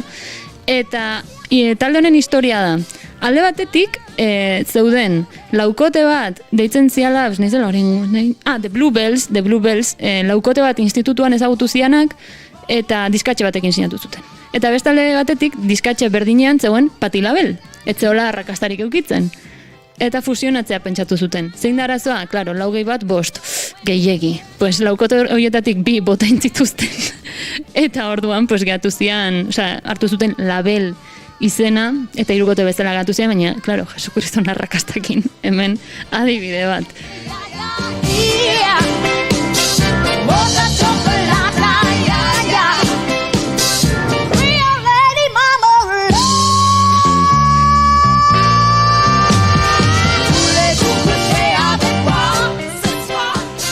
Es que, a ver, zein berdezu olako hauts batekin, Very good. En fin, Brownstone, nik hauek ez nituen ezagutzen. Brownstone da pixkat One Direction, estiloan, audizio ezberdinak egin zituzten, alako baten bakarka juntzien sinatzen diskaetxeekin, eta elkartzea erabaki zuten diskaetxekoek. Pixkat, hori, bakoitzak bere bidea zeraman eta talde izatera behartu zituzten. 80ko hamarkadan, desienteko arrakasta izan zuten, baina jasan niri etzieten sonatura egiten. No sé, igual ez naizalako gehiago murgildu, baina hor izan zituzten baien hitak eta bidana, baina ez da zerbait oso sonatua. Baina bueno, hemen lo gordo del pastel, Destiny's Child. Vamos a ver, Goiuri, lagundu jazu pixkatu honekin, bale? A ver, Destiny's Child. Beyoncé eta beste biak. Ez. Vale, barkatu. Beyoncé, Kelly Rowland eta Michelle Williams, hori da. Hasieran zian 2. Gero izan zian 4. Gero izan zian 5, eta azkenik 3 izan zian. Eta Beyoncéren aitak esku gehiegi sartu zuen hor. Egon zian kriston arazoak diruakin eta eskubideekin eta bidana, ze Beyoncéren familiak, The Knowles Family, diru gehiagia izan eramaten hor guztitatik. Eta de hecho, Say My Name, Goiurik aukeratu duna bestia, videoklip hortan, azaltzen dira 2, daude 4, azteko, ez dira 3. Guk Destiny's Child 3 bezala ezagutzen ditugu, baina hor 4 daude. Eta 2 horietakoen ahotsak ez dira hor dauden 2 pertsonenak. Olako mobidara iritsi zian, abestia grabatu zen, gero bideoklipa intzuten, eta laukoteko 2 abeslarik etzekiten bideoklipat iten nahi zianik. Eta gero bideoklipa ikusi zuten da, pues esan oso hilo. Oso nahiko jartua izan zen. Bai, oso, eta dana, hori, industriak bultzatuta, industriak fortzatuta gauza bedanak. Gerora, badakigu zer pasatu zen, Beyoncé, aldizkit oinak, ezagit, aldizkiot oinak musukatu nik Beyoncéri, berdin dit, Jesukriston erregina iruditzen zait. Jesukriston erregina ez, Jesukristo da, bera. Bera da, Jesukristo. Egia da, igual, se está pasando, azkeneko diskoa... Itxi mikrofonoi, ja. Azkeneko diskoa iruditzen zait... Itxi mikrofonoi, ja, auro. Maialen kontuz esan berdezun, Azkeneko diskoa, ez dut guztia entzun. Oso luzea da. Nik ez dakize pasatu zaien Taylor Swift eta Beyoncéri, baina erabaki dute berriro diskoek iraun behar dutela 80.000 ordu, eta ez, 12 abestikin ondo gaude, baina bueno, no pasan nada. Iruitze zait, promoa oso alferra izan dela. Nik Renesantzeko Renazentzeko karatulatu dana asko gustatu zitzaiten, baina iruditzen zait, nola Texas Hold'em. Hori, Texas Hold'emekin dana, pixkat da refrito bat. Osea, portadan refrito bat iruditzen zait, da es como, ostras, Beyoncé. Osea, inbeste zerbait. Eske kontzeptu visual badago hor. Badakit eta ikusten dut, baina iruditzen zait gehiegi gertuekin dagoela. Baina, bueno, no pasa nada. Gaizki bukatuko dugu. Ez dugu. Osea, nik ez dut esan, ez da nik Jesucristo, ez da nik... Orduta hogei irauten du diskoek. Bai. 27 abesti, orduta hogei. Esko 27 Hola, bueno, abesti. batu ditut zeharka, gutxo era bera. Eske ez da matematika motza, ez da motza. Baina, bueno... Ismael Serrano Katzo 3 orduko kontzertu bat eman zuen, eta hostia, que txapa, no? Hemen super Ismael Serrano zaleak. Nik ez esan ezer Beyoncéren diskoaren iraupenaz. Are gehiago, disko luzen zalea naiz, ni segun. Jendeak horrelako lanak hartzen baditu eta diskoak aguantatzen badu, ondo? Claro, eske hor dago asuntoa, ez da, erresa ordu... Hala eta guztiz ere, Ismael Serranoren 3 orduko kontzertu bat oso fan izan da ere, niri luzea egiten zaite.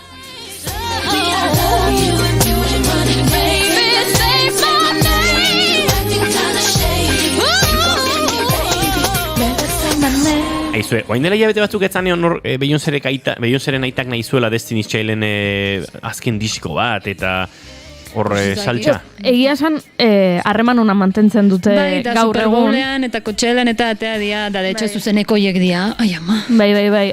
Beyoncék bakarkako bideari ekin zion, Kelly eta Michelek baita ere, baina elkartu dira besteetan eta harreman ona mantentzen dute, eta harreman ona mantentzen dute Beyoncéren aitarekin baita ere, naiz eta urte batzuetan egon den harremana izoztuta... Batez ere arrazoi ekonomikoengatik. Hori da, baino antza denez, bideratu dute dena, eta nik uste gizon horri ilusioa egingo liokela, taldea itzultzea edo olako zerbait, baina tira, ikusi ditu hori da, Super Bowlen Beyoncék egin zuenean atxeden aldiko kontzertu hori atera zituen Michelle eta Kelly, Coachellan ere bai. Eta esan behar da, kriston zuzenekoa daukate hiru hauek, Egia da, Beyoncéren aura, dala, handiegia. Yeah. Ez da gauza bat? Ez da, handiena, azteko, da, ez dakit, da presentzia, da presentzia, eta hori Kelly Rowland ez dala gutxi, baina egian Michelekin egia da kontrasta handiegia da, hola, baina, batez ere denbora pasala. Baina egia da, irurak, oso talde hona. Zuk bi abesti mandizki zaukeran goiuriri, baina biak entzuteko denbora daukagu, beraz. Marabila da. Beyoncé, can you handle this? I don't think they can handle this. Then move, even ride. Looking sexy, looking fly. Baddest chick inside. DJ, Gemini, inspire me. A tender thing, there you are. Come on, baby, don't you wanna dance with me? Can you handle me? You gotta do much better if you gon' dance with me tonight. You gotta work your jet if you gon' dance with me tonight. Read my lips carefully if you like what you see.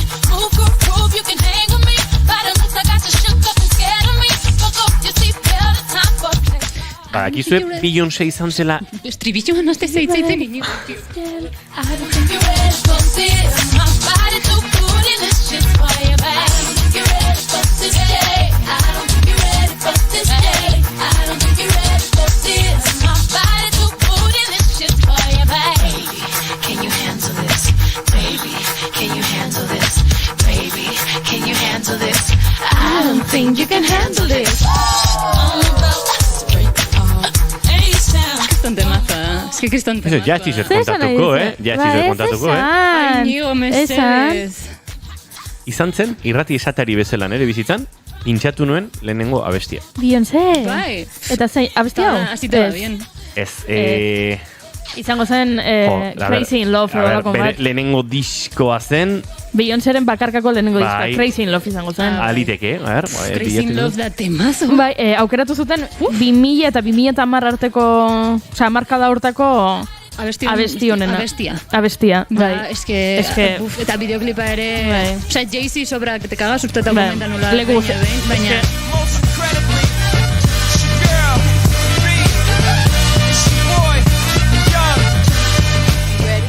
Enago ziur baino izan daiteke bai, enez gogoratzen. Nik 18 urte nituen eta unibertsitetera joan aurreko udaran egon nintzen irrati, nahiko alternatibo batean saio bat egiten ere bolara, ez da inor, kuadriako paratek entzuten zuten. Bueno. Eta bai, eta orduan zan, como Beyoncéren agerpenaren momentu. Ez que abesti hau da gehiagi. Zorik daki. Txolarre irratian izan zen ura. Bai? Hola, korolario modura, gaur egun K-popa da, hau eramaten dunak, girl groupak eramaten ditunak. Egia, digamos, estatu batu mailan, Europa mailan ez daude nesken taldeak horrela esan nahet, Osea, girl groupak, ez girl bandak, nesken taldeak, musikaria dira nagusiak eta horiek badaude, noski. Baina ez dago produktu hau ja hemen, ez dago hainbeste behintzat. Bere garaian Fifth Harmony, ateazan hortik, baina, bueno, pixkat bizto izan zan zerbait da, eta hori neraben artean izan zuen arrakasta batez ere. Baina orain, K-poparekin, pues Blackpink eta ezakizkit geixo, sinceramente. Osea, Blackpinkekin eta hauek guztiekin, hau ez da hirukotea, osea, hauek dira makrotaldeak, dira 6 edo 7 edo 8, eta gainera iten dituzte aktuazio batzuk, igual 2 hiritan aldi berian, ze dira 16, eta daude regimen batera derrigortuta ez daukala, osea, nik uste esplotazio laboraletik oso gertu daudenak. Ez bali madeia hori, bai, osea, ez da erdi normala exigentzia estetikoa, fisikoa, psikikoa eta hori guztia, eta bai gizon, eta osea, bai mutil eta bai nesketan. Eta da, nerabeentzako produktuan ikuste. Nerabeentzat eta baitare neska gaztegiak gustatzen zaizkien gizon nazkagarrientzat, dana esan berda. Orduan, pues bueno, gauza batzuk ez dira aldatu, zoritxarrez, baina bueno, orain, digamos, Ego Korean dagoela jarrita begirada. Maialen Tellabide agurtu bartzaitugu. Ez dinaiz gatu arkakuson zati. Arkakuso gaur ez dugu. Ez dator arkakuso berriro ere, baina ze. Eta ez dakizu ze txiste egin didan. WhatsApp-ez ari ginen, eta esan diot, arkakuso estresaren gatik, ez? Estres. Eta esan dit, hoixe ba, estres, iru, nye. Oso ondo. Vale, txabeza. Ez arkakuso gaur ez dago gure, baina bere txiste txarrak hemen daude. Ostegunean dator gurera? Bai. Ostegunean dator gurera. Adian gona izordu. Maialen Tellabide, zain dozko. Zueke bai. Aio. Aio.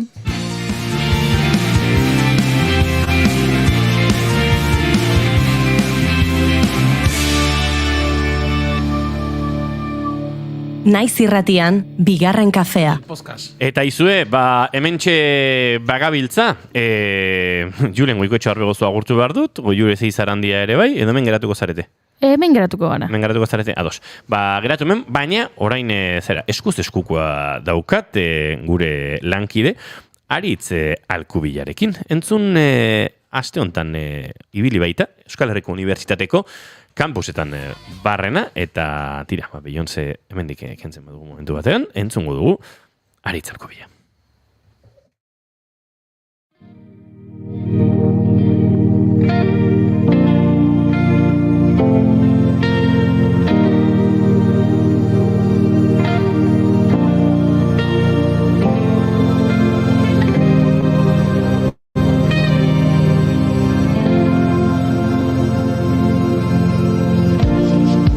Ez dut inoiz lorerik, jamaina osabaian lurra, izan dut batzutan, ez aitzik ez duenik, ametsandiaren gezurra, mingainaren puntan.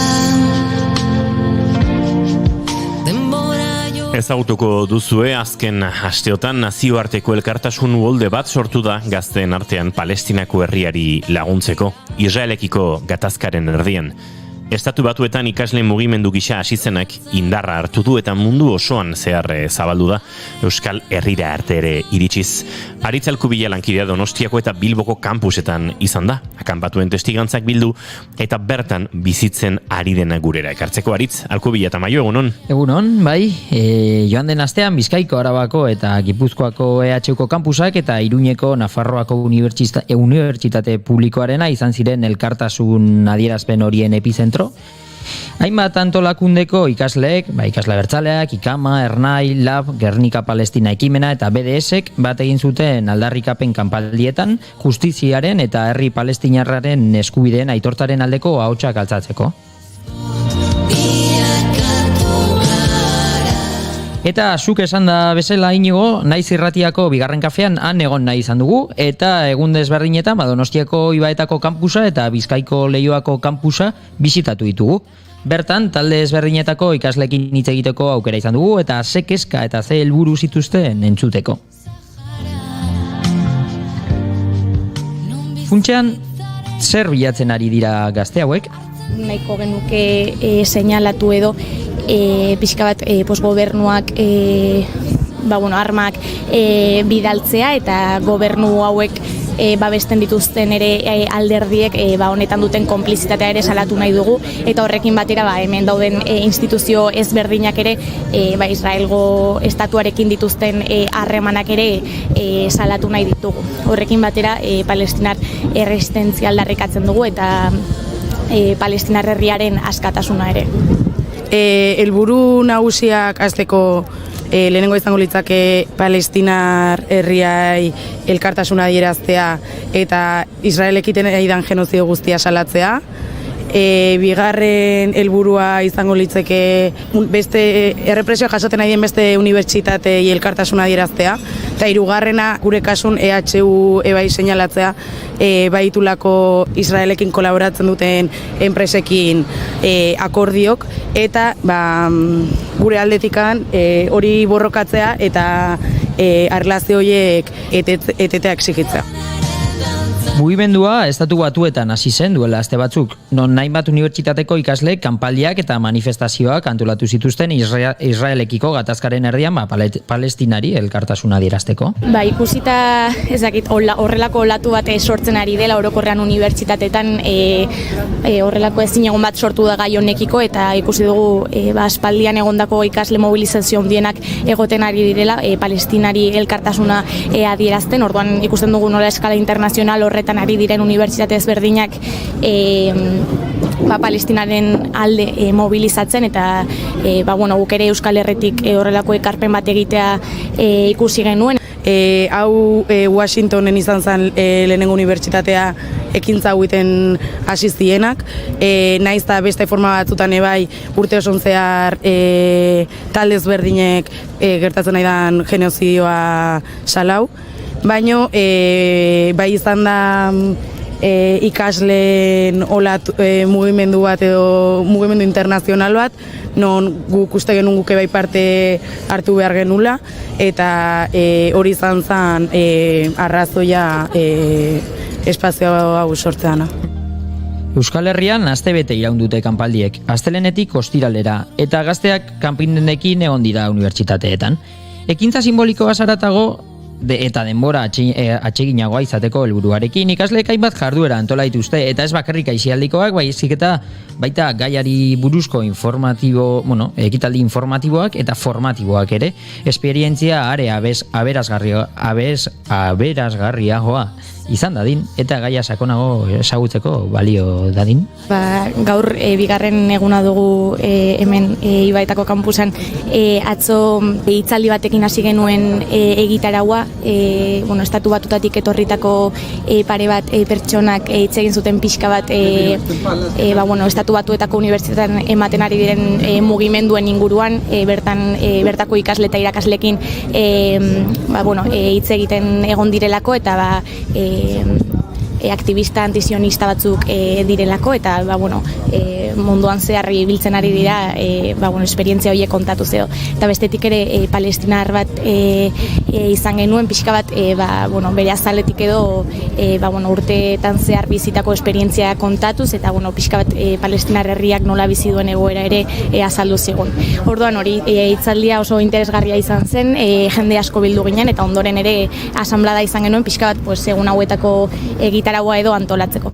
Baina aisialdirako eta musikarako ere tartea izan dute gazteek. Besteak beste, musikeneko ikasle batzuk Donostiako Aulariopean eman zuten kontzertu honekin.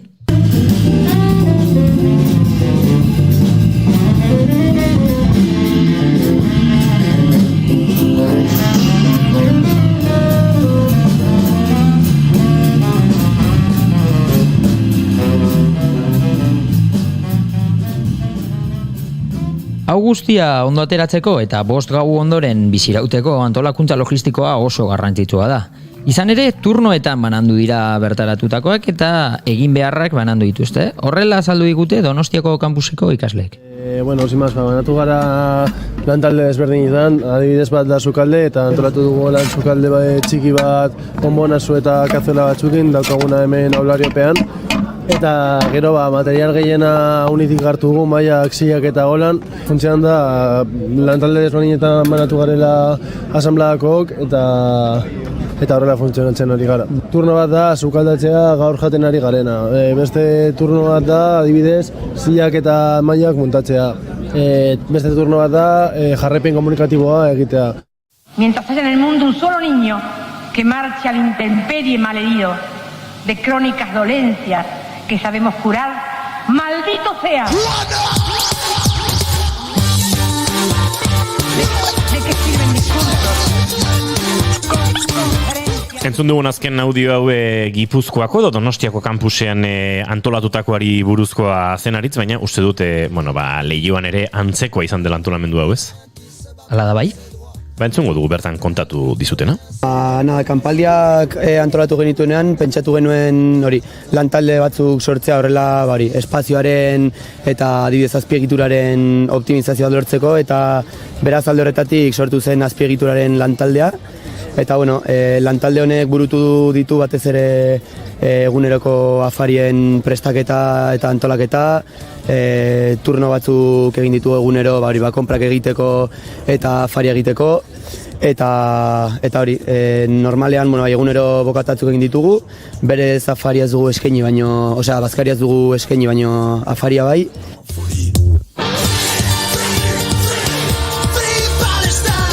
Baina naiz eta alik eta ondoen antolatu ezin ahaztu behar Euskal Herrian gaudela eta hemen ere euria egiten duela.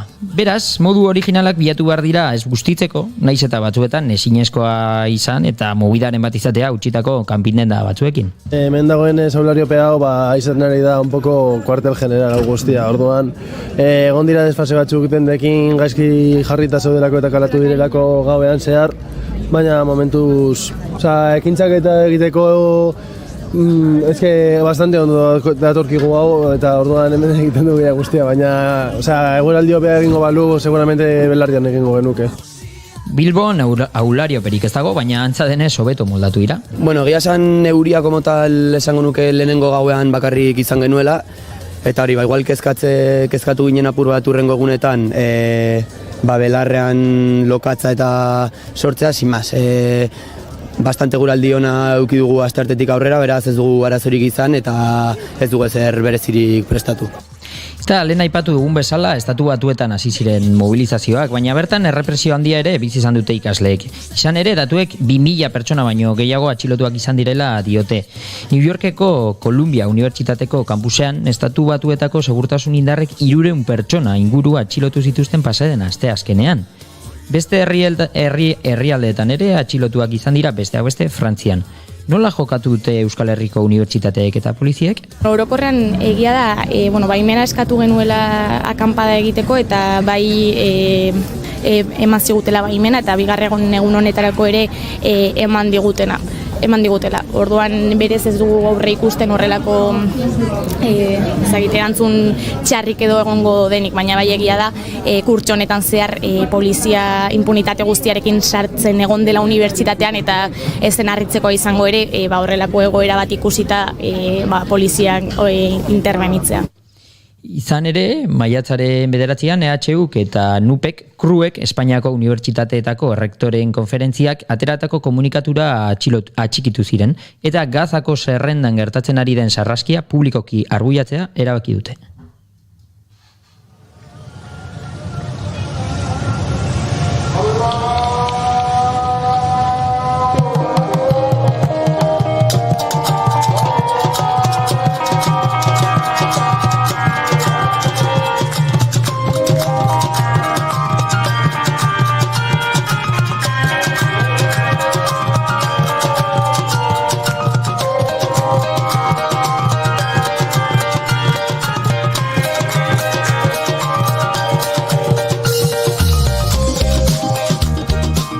Bestalde, kanpaldi honen puntu garrantzitsu bat transversalitatea izan da. Izan ere, hasieran aipatu dugun bezala, hauek izan dira mugimendura atxikitu diren taldeak. Ikasle abertzaleak, hasiera batean dei egin zutenak, Ikama, Ernai, Lab, Gernika Palestina eta BDSek.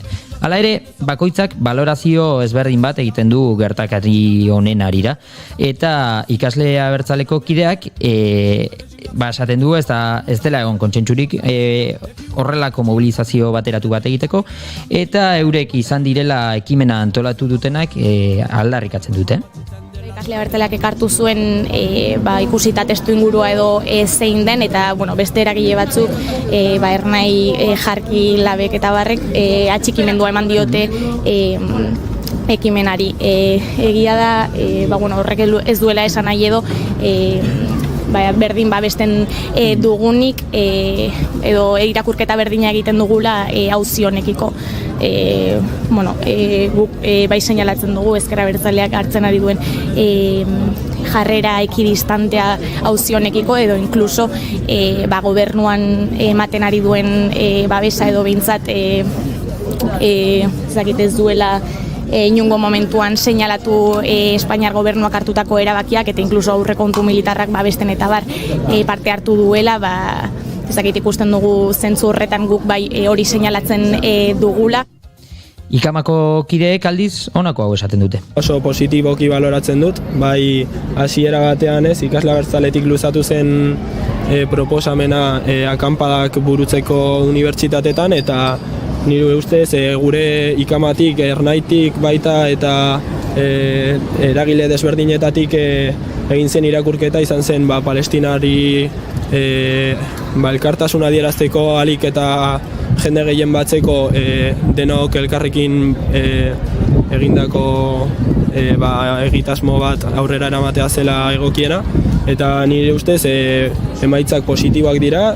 Elkarlanean egon gara lan eragile desberdinak, normalean nagian ematen ez diren egoerak direla, eta positiboki baloratzen dut.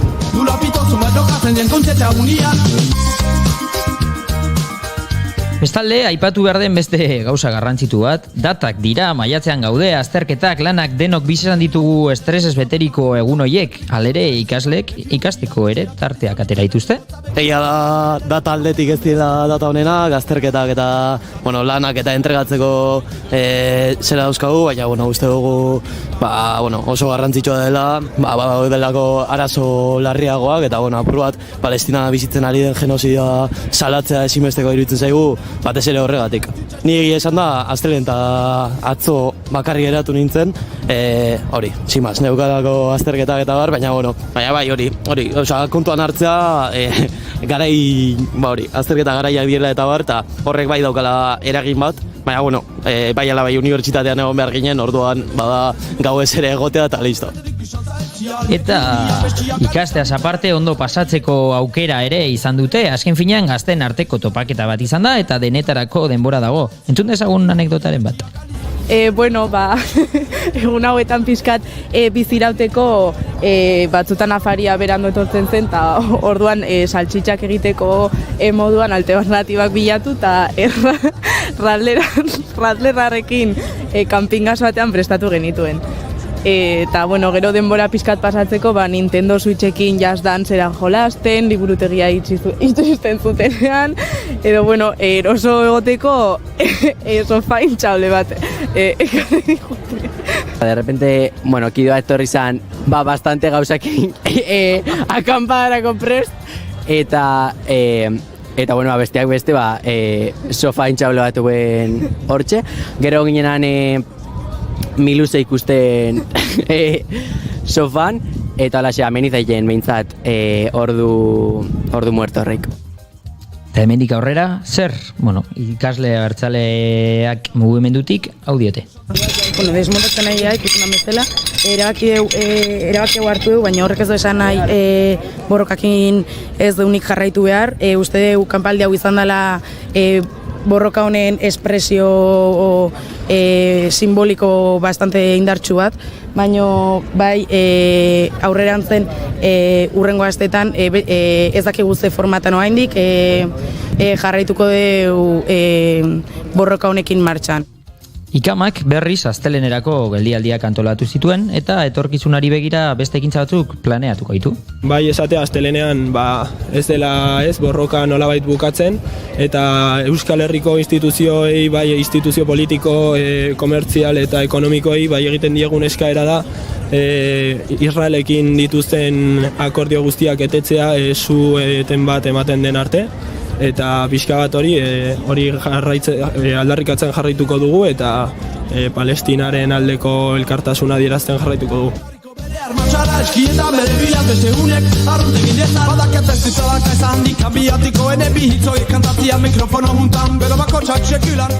Beraz, Inigo, horrelakoak izan dira egun hauek EHUko Gipuzkoako eta Bizkaiko kampusetan.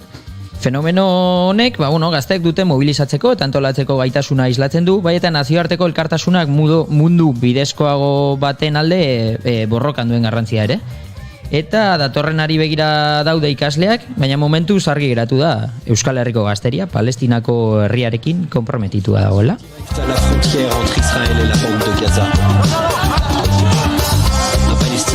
Eskerrik asko Aritz Alkubila, hurbiltzeagatik, gertutik eta kronika modu hona gurera ekartzeagatik, han bizitakoa, gazten testigantza hauek bildu, eta batez ere eskatuko dizu, adi egotea, dagoeneko aipatu dutez, aurrerantzean jarraituko duela, nolabait elkartasun honek modu ezberdinak, alako metamorfosiak edo bilatzen, eta tira, pendiente egongo gara, eta berriz ere bialiko zaitugu grabadora hartuta aruntza. Oso posti joango naiz. Eskerrik asko Aritz. L'un de nos activistes a pu filmer le début et la fin de cet incident, mais les soldats l'ont empêché de filmer le moment où les chiens ont attaqué le jeune Palestinien. Voilà ce qui arrive aux paysans tous les jours. Si on n'est pas là, c'est sur eux qui tirent. Voilà, ils sont allongés en position de tir sur la colline. Eta Siberotzen Palestina kantonekin egingo ditugu rengo minutuak hemen, bigarren kafean geratur. Bilan de cette opération, 2100 Palestiniens tués, 10 000 blessés et 55 soldats israéliens tués.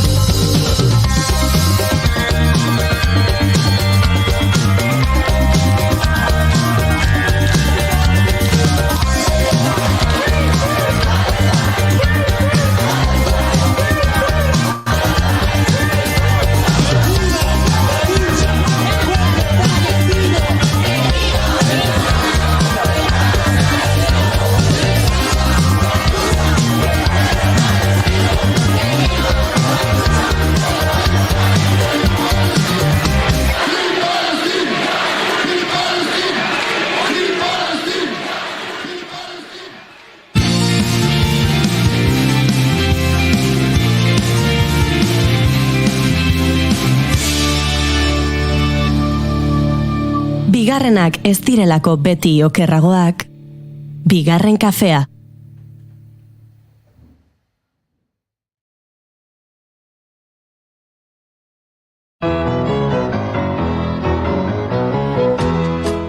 Entzuleok, azken 2 minutuak ditugu eta hemen Charlie Pride and Kiss and Angel Good Morning kantu honekin egingo dugu azken tartetxo hau, edo iaia azken agur hau.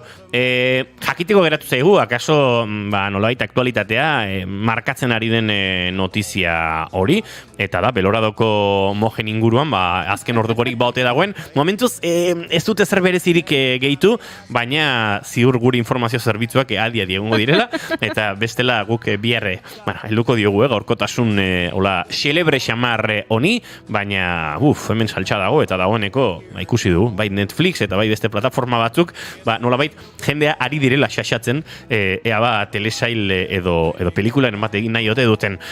Tira, xelebrekeria asko daudenen inguruan, Bilboko 300 metro karratuko etxe bat tarteko eta baina urrengo egunetan helduko diogu honi zenbaimenarekin. Etxe bat eta asko zoiago, Eraikinak konbentuak, 1,5 milioi etxeak, Galtza bakeroa jantzine instituen pertsona bat ere bai, langileena komendira eta. Txokolatea.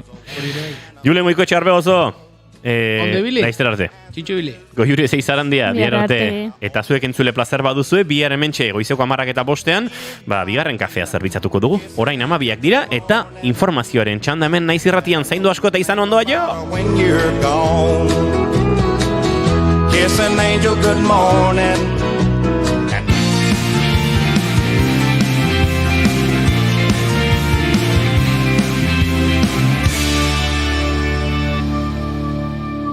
Calm and bigarren kafea.